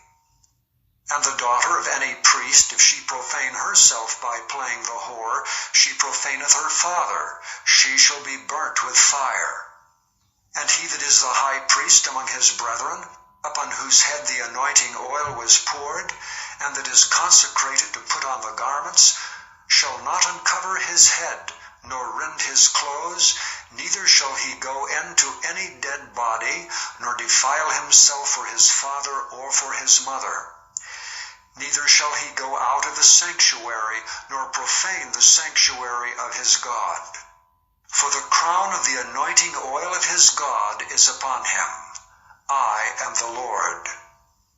And he shall take a wife in her virginity, a widow, or a divorced woman, or profane, or an harlot, these shall he not take, but he shall take a virgin of his own people to wife. Neither shall he profane his seed among his people, for I, the Lord, do sanctify him. And the Lord spake unto Moses, saying, Speak unto Aaron, saying, Whosoever he be of thy seed in their generation, that hath any blemish, let him not approach to offer the bread of his God. For whatsoever man he be that hath a blemish, he shall not approach, a blind man, or a lame, or he that hath a flat nose, or anything superfluous, or a man that is broken-footed or broken-handed, or crook-backed, or a dwarf, or that hath a blemish in his eye, or be scurvy or scabbed, or hath his stones broken. No man that hath a blemish of the seed of Aaron the priest shall come nigh to offer the offerings of the Lord made by fire. He hath a blemish, he shall not come nigh to offer the bread of his God. He shall eat the bread of his God, both of the most holy and of the holy. Only he shall not go in unto the veil, nor come nigh unto the altar, because he hath a blemish, that he profane not my sanctuaries, for I, the Lord, do sanctify them. And Moses told it unto Aaron, and to his sons, and unto all the children of Israel. Chapter 22. And the Lord spake unto Moses, saying, Speak unto Aaron and to his sons, that they separate themselves from the holy things of the children of Israel, and that they profane not my holy name in those things which they hallow unto me. I am the Lord. Say unto them, whosoever he be of all your seed among your generations, that goeth unto the holy things which the children of Israel hallow unto the Lord, having his uncleanness upon him, that soul shall be cut off from my presence. I am the Lord. What man soever of the seed of Aaron is a leper, or hath a running issue, he shall not eat of the holy things until he be clean.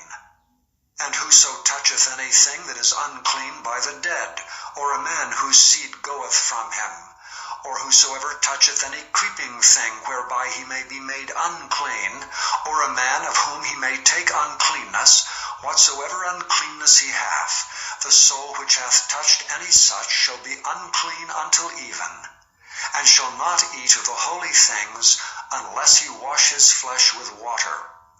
And when the sun is down, he shall be clean, and shall afterward eat of the holy things, because it is his food. That which dieth of itself, or is torn with beasts, he shall not eat to defile himself therewith. I am the Lord. They shall therefore keep mine ordinance, lest they bear sin for it, and die therefore if they profane it. I, the Lord, do sanctify them. There shall no stranger eat of the holy thing. A sojourner of the priest, or an hired servant, shall not eat of the holy thing. But if the priest buy any soul with his money, he shall eat of it. And he that is born in his house, they shall eat of his meat. If the priest's daughter also be married unto a stranger, she may not eat of an offering of the holy things. But if the priest's daughter be a widow, or divorced, and have no child, and is returned unto her father's house as in her youth, she shall eat of her father's meat. But there shall no stranger eat thereof. And if a man eat of the holy thing unwittingly, then he shall put the fifth part thereof unto it, and shall give it unto the priest with the holy thing. And they shall not profane the holy things of the children of Israel, which they offer unto the Lord, or suffer them to bear the iniquity of trespass when they eat their holy things. For I, the Lord, do sanctify them. And the Lord spake unto Moses, saying, Speak unto Aaron and to his sons, and unto all the children of Israel, and say unto them, Whatsoever he be of the house of Israel, or of the strangers in Israel, that will offer his oblation for all his vows, and for all his freewill offerings, which they will offer unto the Lord for a burnt offering, ye shall offer at your own will a male without blemish of the beeves, of the sheep, or of the goats. But whatsoever hath a blemish, that shall ye not offer, for it shall not be acceptable for you. And whosoever offereth a sacrifice of peace offerings unto the Lord to accomplish his vow, or a freewill offering in beeves or sheep, it shall be perfect to be accepted. There shall be no blemish therein. Blind or broken or maimed, or having a wen or scurvy or scabbed, ye shall not offer these unto the Lord, nor make an offering by fire of them upon the altar unto the Lord. Either a bullock or a lamb that hath anything superfluous or lacking in his parts, that mayest thou offer for a freewill offering, but for a vow it shall not be accepted. Ye shall not offer unto the Lord that which is bruised, or crushed, or broken, or cut, neither shall ye make any offering thereof in your land. Neither from a stranger's hand shall ye offer the bread of your God of any of these, because their corruption is in them, and blemishes be in them, they shall not be accepted for you. And the Lord spake unto Moses, saying, When a bullock or a sheep or a goat is brought forth, then it shall be 7 days under the dam, and from the 8th day and thenceforth it shall be accepted for an offering made by fire unto the Lord. And whether it be cow or ewe, ye shall not kill it and her young both in 1 day. And when ye will offer a sacrifice of thanksgiving unto the Lord, offer it at your own will. On the same day it shall be eaten up, ye shall leave none of it until the morrow. I am the Lord. Therefore shall ye keep my commandments and do them. I am the Lord. Neither shall ye profane my holy name, but I will be hallowed among the children of Israel. I am the Lord which hallow you, that brought you out of the land of Egypt to be your God. I am the Lord. Chapter 23. And the Lord spake unto Moses, saying, Speak unto the children of Israel, and say unto them, Concerning the feasts of the Lord, which ye shall proclaim to be holy convocations, even these are my feasts. 6 days shall work be done, but the 7th day is the Sabbath of rest and holy convocation. Ye shall do no work therein. It is the Sabbath of the Lord in all your dwellings. These are the feasts of the Lord, even holy convocations, which ye shall proclaim in their seasons. In the 14th day of the 1st month at even is the Lord's Passover. And on the 15th day of the same month is the feast of unleavened bread unto the Lord. 7 days ye must eat unleavened bread. In the 1st day ye shall have an holy convocation. Ye shall do no servile work therein. But ye shall offer an offering made by fire unto the Lord 7 days. In the 7th day is an holy convocation. Ye shall do no servile work therein. And the Lord spake unto Moses, saying, Speak unto the children of Israel, and say unto them, When ye be come into the land which I give unto you, and shall reap the harvest thereof, then ye shall bring a sheaf of the first fruits of your harvest unto the priest. And he shall wave the sheaf before the Lord, to be accepted for you. On the morrow after the Sabbath the priest shall wave it. And ye shall offer that day, when ye wave the sheaf, an he-lamb without blemish of the 1st year for a burnt offering unto the Lord. And the meat offering thereof shall be 2/10 deals of fine flour mingled with oil, and offering made by fire unto the Lord for a sweet savour. And the drink offering thereof shall be of wine, the 4th part of an hin.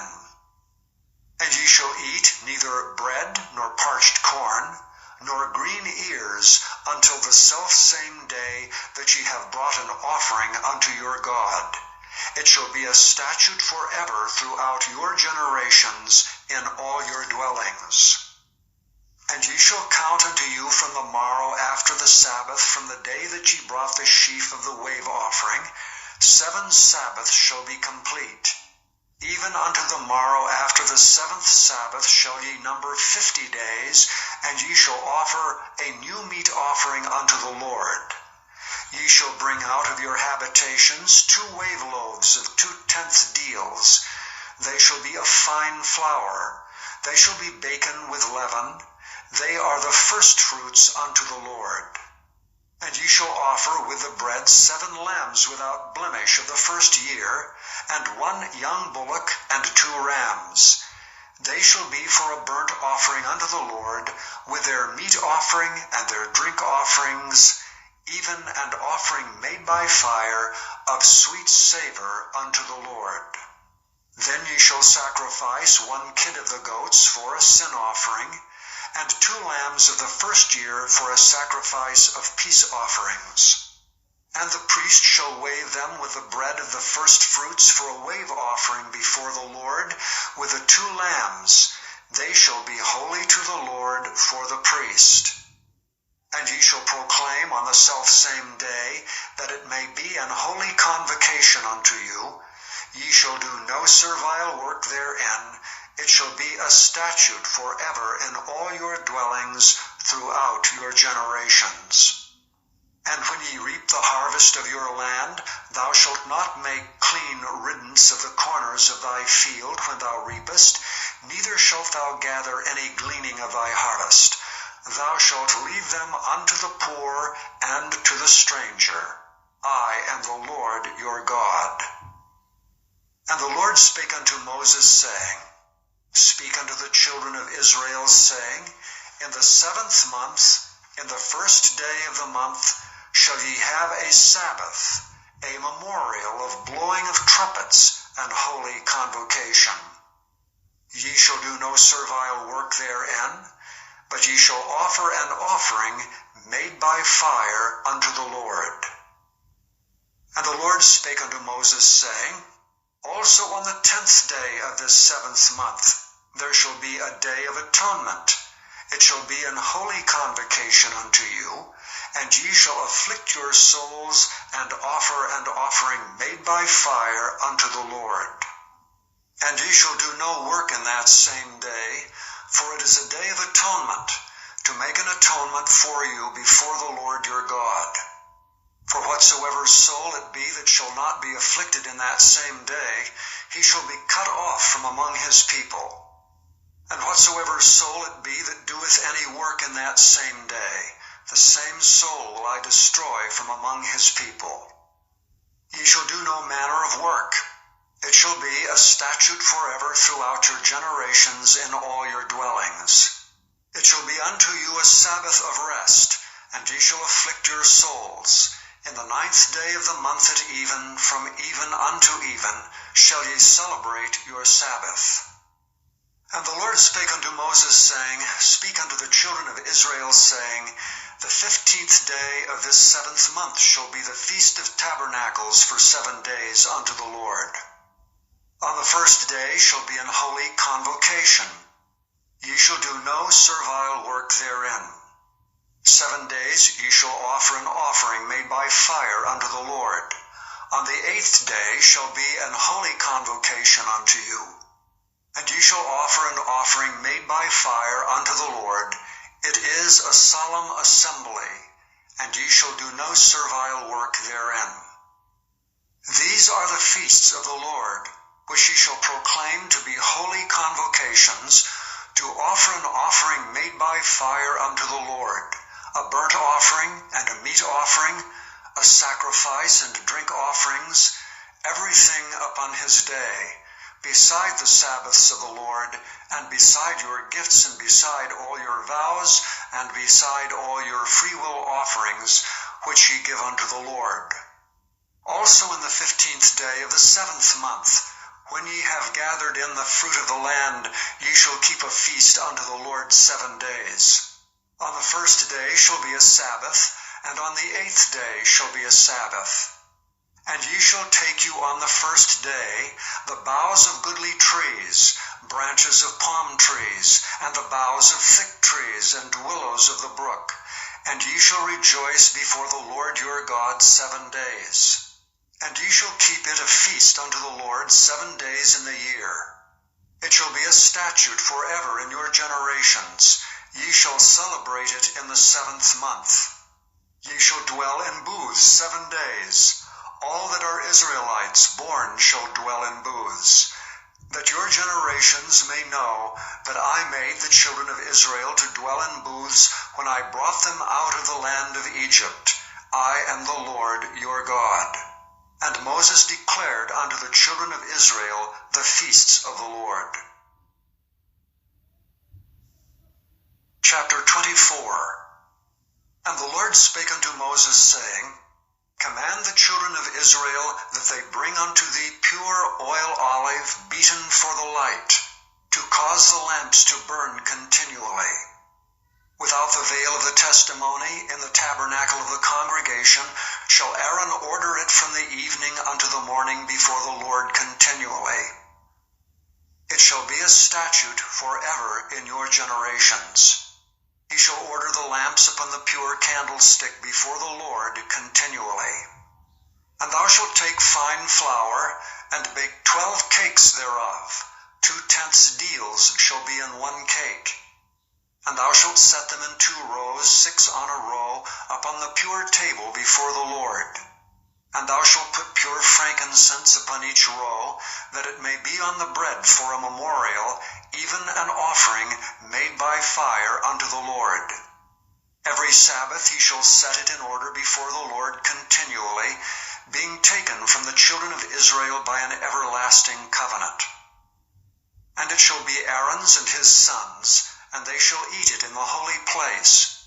For it is most holy unto him of the offerings of the Lord made by fire by a perpetual statute.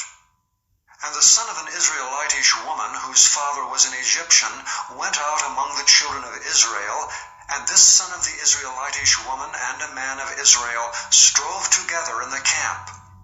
And the Israelitish woman's son blasphemed the name of the Lord and cursed.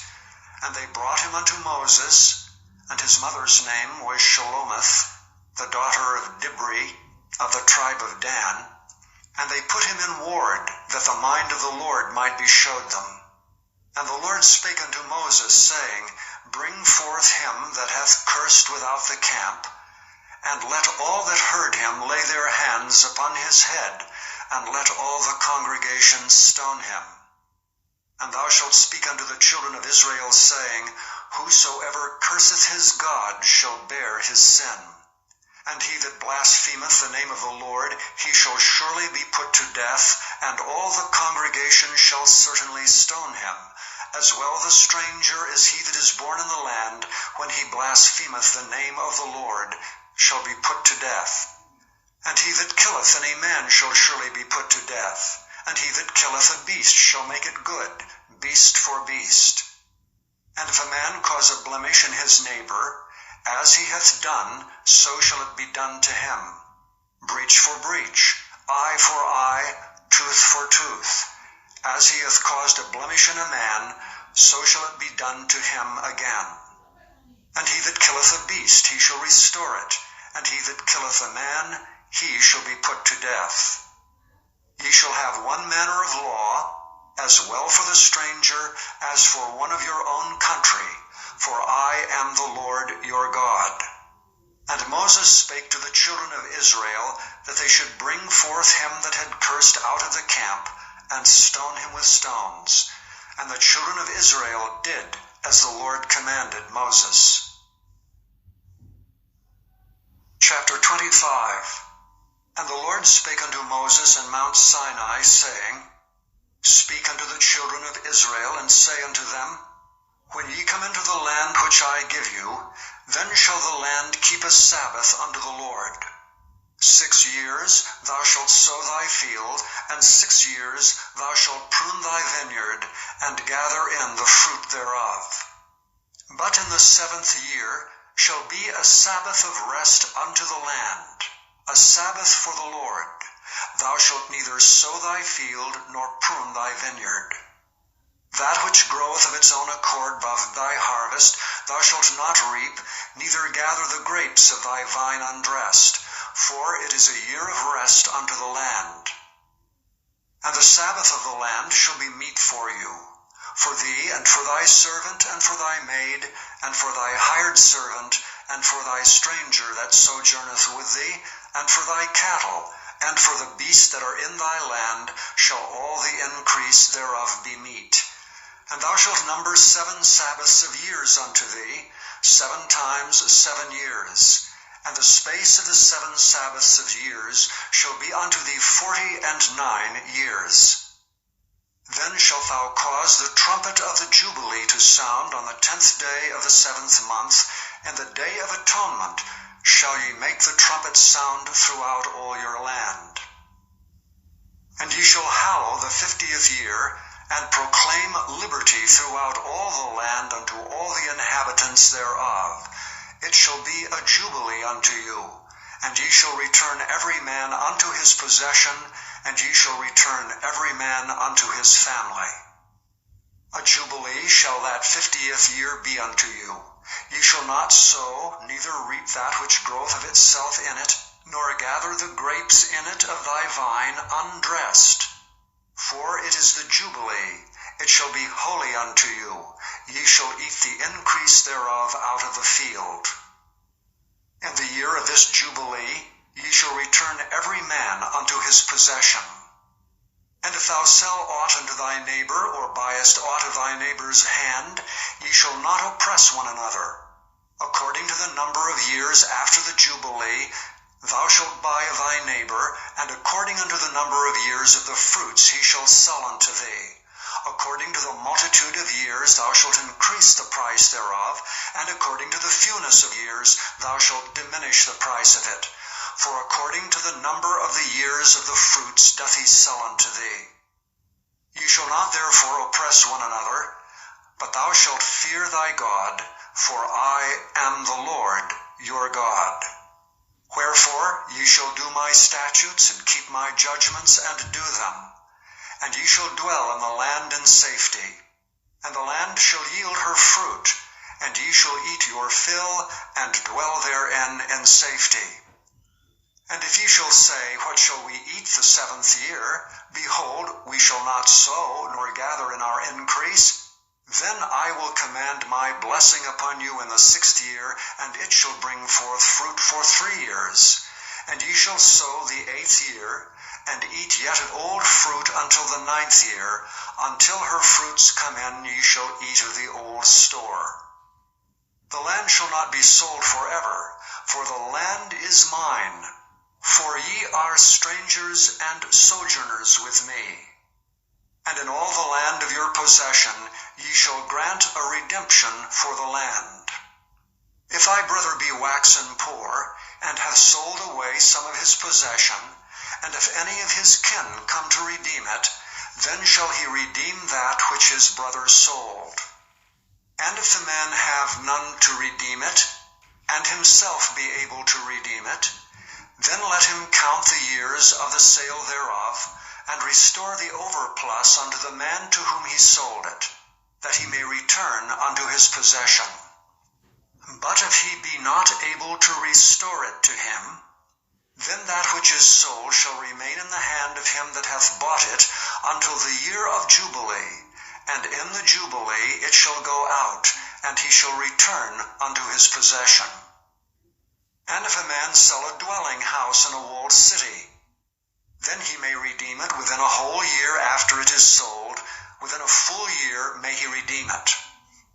And if it be not redeemed within the space of a full year, then the house that is in the walled city shall be established forever to him that bought it throughout his generations. It shall not go out in the Jubilee.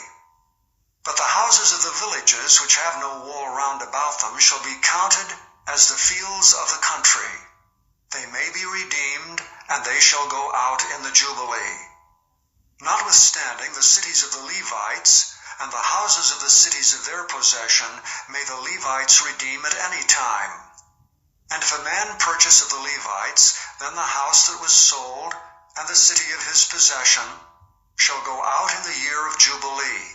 For the houses of the cities of the Levites are their possession among the children of Israel. But the field of the suburbs of their cities may not be sold, for it is their perpetual possession. And if thy brother be waxen poor, and fallen in decay with thee, then thou shalt relieve him, yea, though he be a stranger or a sojourner, that he may live with thee. Take thou no usury of him, or increase, but fear thy God, that thy brother may live with thee. Thou shalt not give him thy money upon usury, nor lend him thy victuals for increase. I am the Lord your God, which brought you forth out of the land of Egypt, to give you the land of Canaan, and to be your God. And if thy brother that dwelleth by thee be waxen poor, and be sold unto thee, thou shalt not compel him to serve as a bondservant, but as an hired servant, and as a sojourner, he shall be with thee, and shall serve thee unto the year of Jubilee. And then shall he depart from thee, both he and his children with him, and shall return unto his own family, and unto the possession of his father shall he return. For they are my servants which I brought forth out of the land of Egypt. They shall not be sold as bondmen. Thou shalt not rule over him with rigor, but shalt fear thy God. Both thy bondmen and thy bondmaids which thou shalt have shall be of the heathen that are round about you. Of them shall ye buy bondmen and bondmaids. Moreover, of the children of the strangers that do sojourn among you, of them shall ye buy, and of their families that are with you, which they begat in your land, and they shall be your possession. And ye shall take them as an inheritance for your children after you, to inherit them for a possession. They shall be your bondmen forever. But over your brethren, the children of Israel, ye shall not rule one over another with rigor.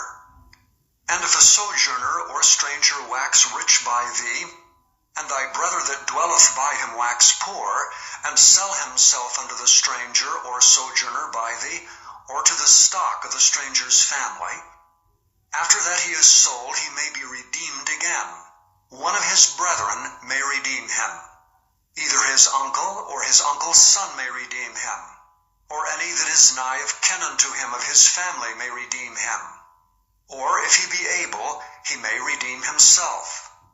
And he shall reckon with him that bought him from the year that he was sold to him unto the year of Jubilee. And the price of his sale shall be according unto the number of years, according to the time of an hired servant shall it be with him. If there be yet many years behind, according unto them he shall give again the price of his redemption out of the money that he was bought for. And if there remain but few years unto the year of Jubilee, then he shall count with him, and according unto his years shall he give him again the price of his redemption. And as a yearly hired servant shall he be with him, and the other shall not rule with rigor over him in thy sight. And if he be not redeemed in these years, then he shall go out in the year of Jubilee, both he and his children with him. For unto me the children of Israel are servants. They are my servants whom I brought forth out of the land of Egypt.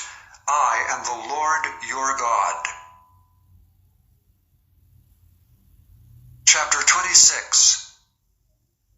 Ye shall make you no idols nor graven image, neither rear you up a standing image, neither shall ye set up any image of stone in your land to bow down unto it, for I am the Lord your God. Ye shall keep my Sabbaths, and reverence my sanctuary. I am the Lord. If ye walk in my statutes and keep my commandments and do them, then I will give you rain in due season, and the land shall yield her increase, and the trees of the field shall yield their fruit.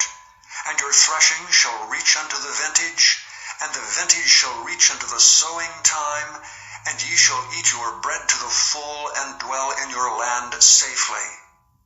And I will give peace in the land, and ye shall lie down, and none shall make you afraid. And I will rid evil beasts out of the land, neither shall the sword go through your land. And ye shall chase your enemies, and they shall fall before you by the sword. And 5 of you shall chase 100, and 100 of you shall put 10,000 to flight, and your enemies shall fall before you by the sword. For I will have respect unto you, and make you fruitful, and multiply you, and establish my covenant with you. And ye shall eat old store, and bring forth the old because of the new. And I will set my tabernacle among you, and my soul shall not abhor you. And I will walk among you, and will be your God, and ye shall be my people. I am the Lord your God, which brought you forth out of the land of Egypt, that ye should not be their bondmen. And I have broken the bands of your yoke, and made you go upright. But if ye will not hearken unto me, and will not do all these commandments, and if ye shall despise my statutes, or if your soul abhor my judgments, so that ye will not do all my commandments, but that ye break my covenant, I also will do this unto you. I will even appoint over you terror, consumption, and the burning ague, that shall consume the eyes and cause sorrow of heart. And ye shall sow your seed in vain, for your enemies shall eat it. And I will set my face against you, and ye shall be slain before your enemies. They that hate you shall reign over you, and ye shall flee when none pursueth you. And if you will not yet for all this hearken unto me, then I will punish you 7 times more for your sins. And I will break the pride of your power, and I will make your heaven as iron, and your earth as brass, and your strength shall be spent in vain. For your land shall not yield her increase, neither shall the trees of the land yield their fruits. And if ye walk contrary unto me, and will not hearken unto me, I will bring 7 times more plagues upon you according to your sins. I will also send wild beasts among you, which shall rob you of your children, and destroy your cattle, and to make you few in number. And your highways shall be desolate. And if ye will not be reformed by me by these things, but will walk contrary unto me, then will I also walk contrary unto you, and will punish you yet 7 times for your sins. And I will bring a sword upon you, that shall avenge the quarrel of my covenant. And when ye are gathered together within your cities, I will send the pestilence among you, and ye shall be delivered into the hand of the enemy. And when I have broken the staff of your bread, 10 women shall bake your bread in one oven, and they shall deliver you your bread again by weight, and ye shall eat and not be satisfied. And if ye will not for all this hearken unto me, but walk contrary unto me, then I will walk contrary unto you also in fury. And I, even I, will chastise you 7 times for your sins. And ye shall eat the flesh of your sons, and the flesh of your daughters shall ye eat. And I will destroy your high places, and cut down your images, and cast your carcasses upon the carcasses of your idols, and my soul shall abhor you. And I will make your cities waste, and bring your sanctuaries unto desolation, and I will not smell the savor of your sweet odors. And I will bring the land into desolation, and your enemies which dwell therein shall be astonished at it.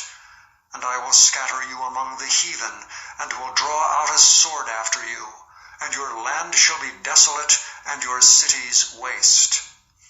Then shall the land enjoy her Sabbaths, as long as it lieth desolate, and ye be in your enemy's land, even then shall the land rest, and enjoy her Sabbaths. As long as it lieth desolate, it shall rest, because it did not rest in your Sabbaths when ye dwelt upon it. And upon them that are left alive of you, I will send a faintness into their hearts in the lands of their enemies, and the sound of a shaken leaf shall chase them, and they shall flee as fleeing from a sword, and they shall fall when none pursueth. And they shall fall one upon another, as it were before a sword, when none pursueth. And ye shall have no power to stand before your enemies. And ye shall perish among the heathen, and the land of your enemies shall eat you up. And they that are left of you shall pine away in their iniquity in your enemies' lands, and also in the iniquities of their fathers shall they pine away with them. If they shall confess their iniquity, and the iniquity of their fathers, with their trespass which they trespassed against me, and that also they have walked contrary unto me, and that I also have walked contrary unto them, and have brought them into the land of their enemies, if then their uncircumcised hearts be humbled, and they then accept of the punishment of their iniquity, then will I remember my covenant with Jacob, and also my covenant with Isaac, and also my covenant with Abraham will I remember, and I will remember the land. The land also shall be left of them, and shall enjoy her Sabbaths while she lieth desolate without them. And they shall accept of the punishment of their iniquity, because they despised my judgments, and because their soul abhorred my statutes. And yet for all that, when they be in the land of their enemies, I will not cast them away, neither will I abhor them to destroy them utterly, and to break my covenant with them. For I am the Lord their God. But I will for their sakes remember the covenant of their ancestors whom I brought forth out of the land of Egypt in the sight of the heathen, that I might be their God. I am the Lord. These are the statutes and judgments and laws which the Lord made between him and the children of Israel in Mount Sinai by the hand of Moses.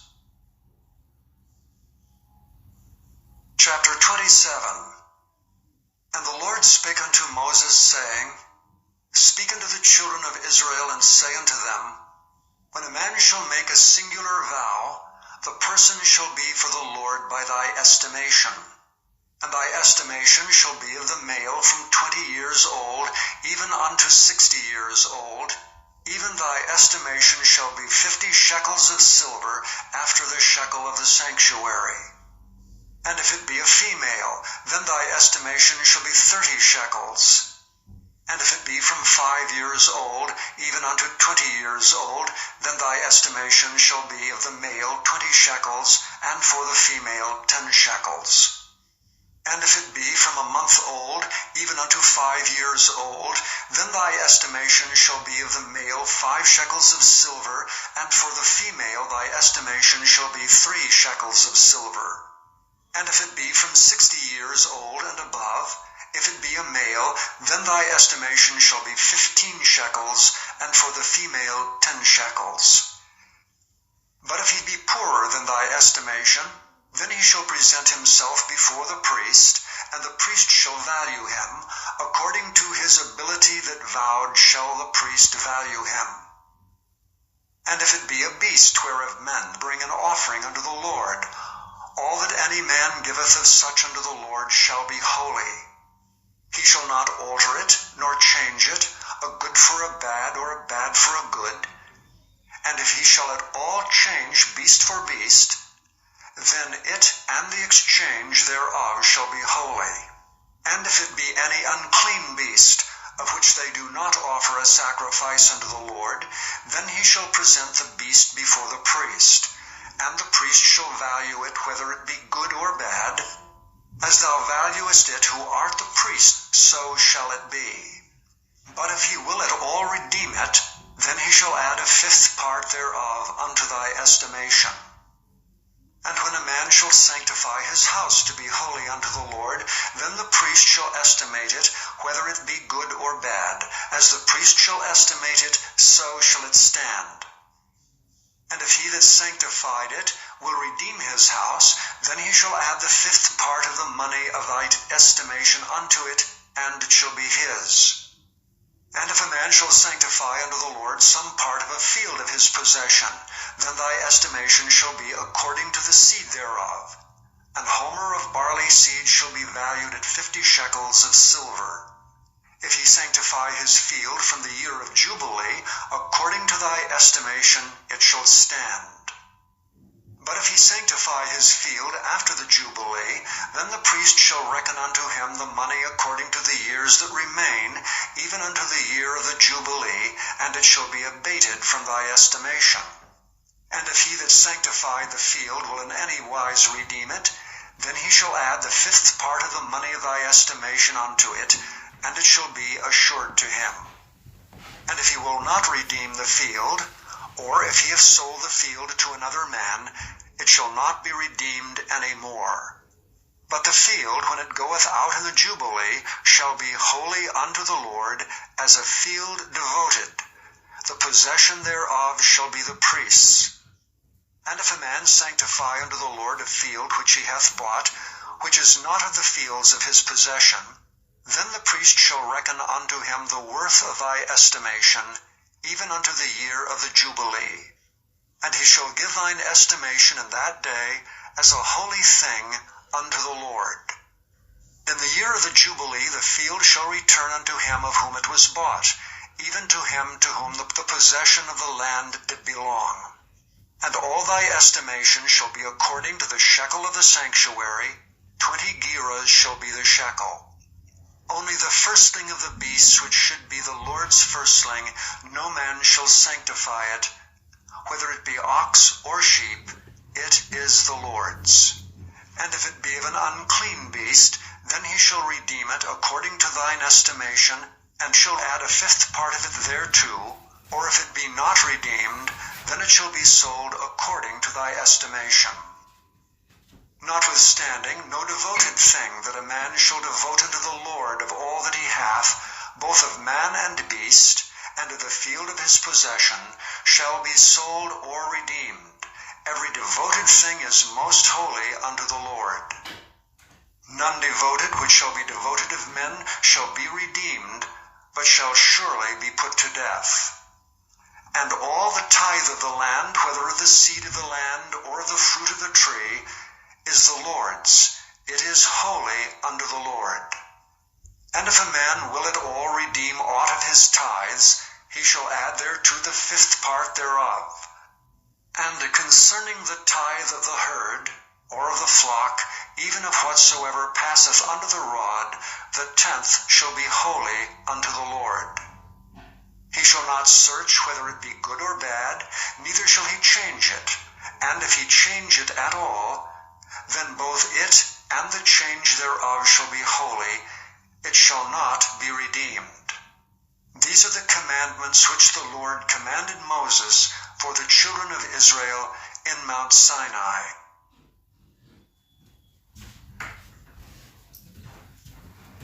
Thank you, everyone. This is all for the book of Leviticus. We'll continue tomorrow. God bless you. Spend time to listen to God's word.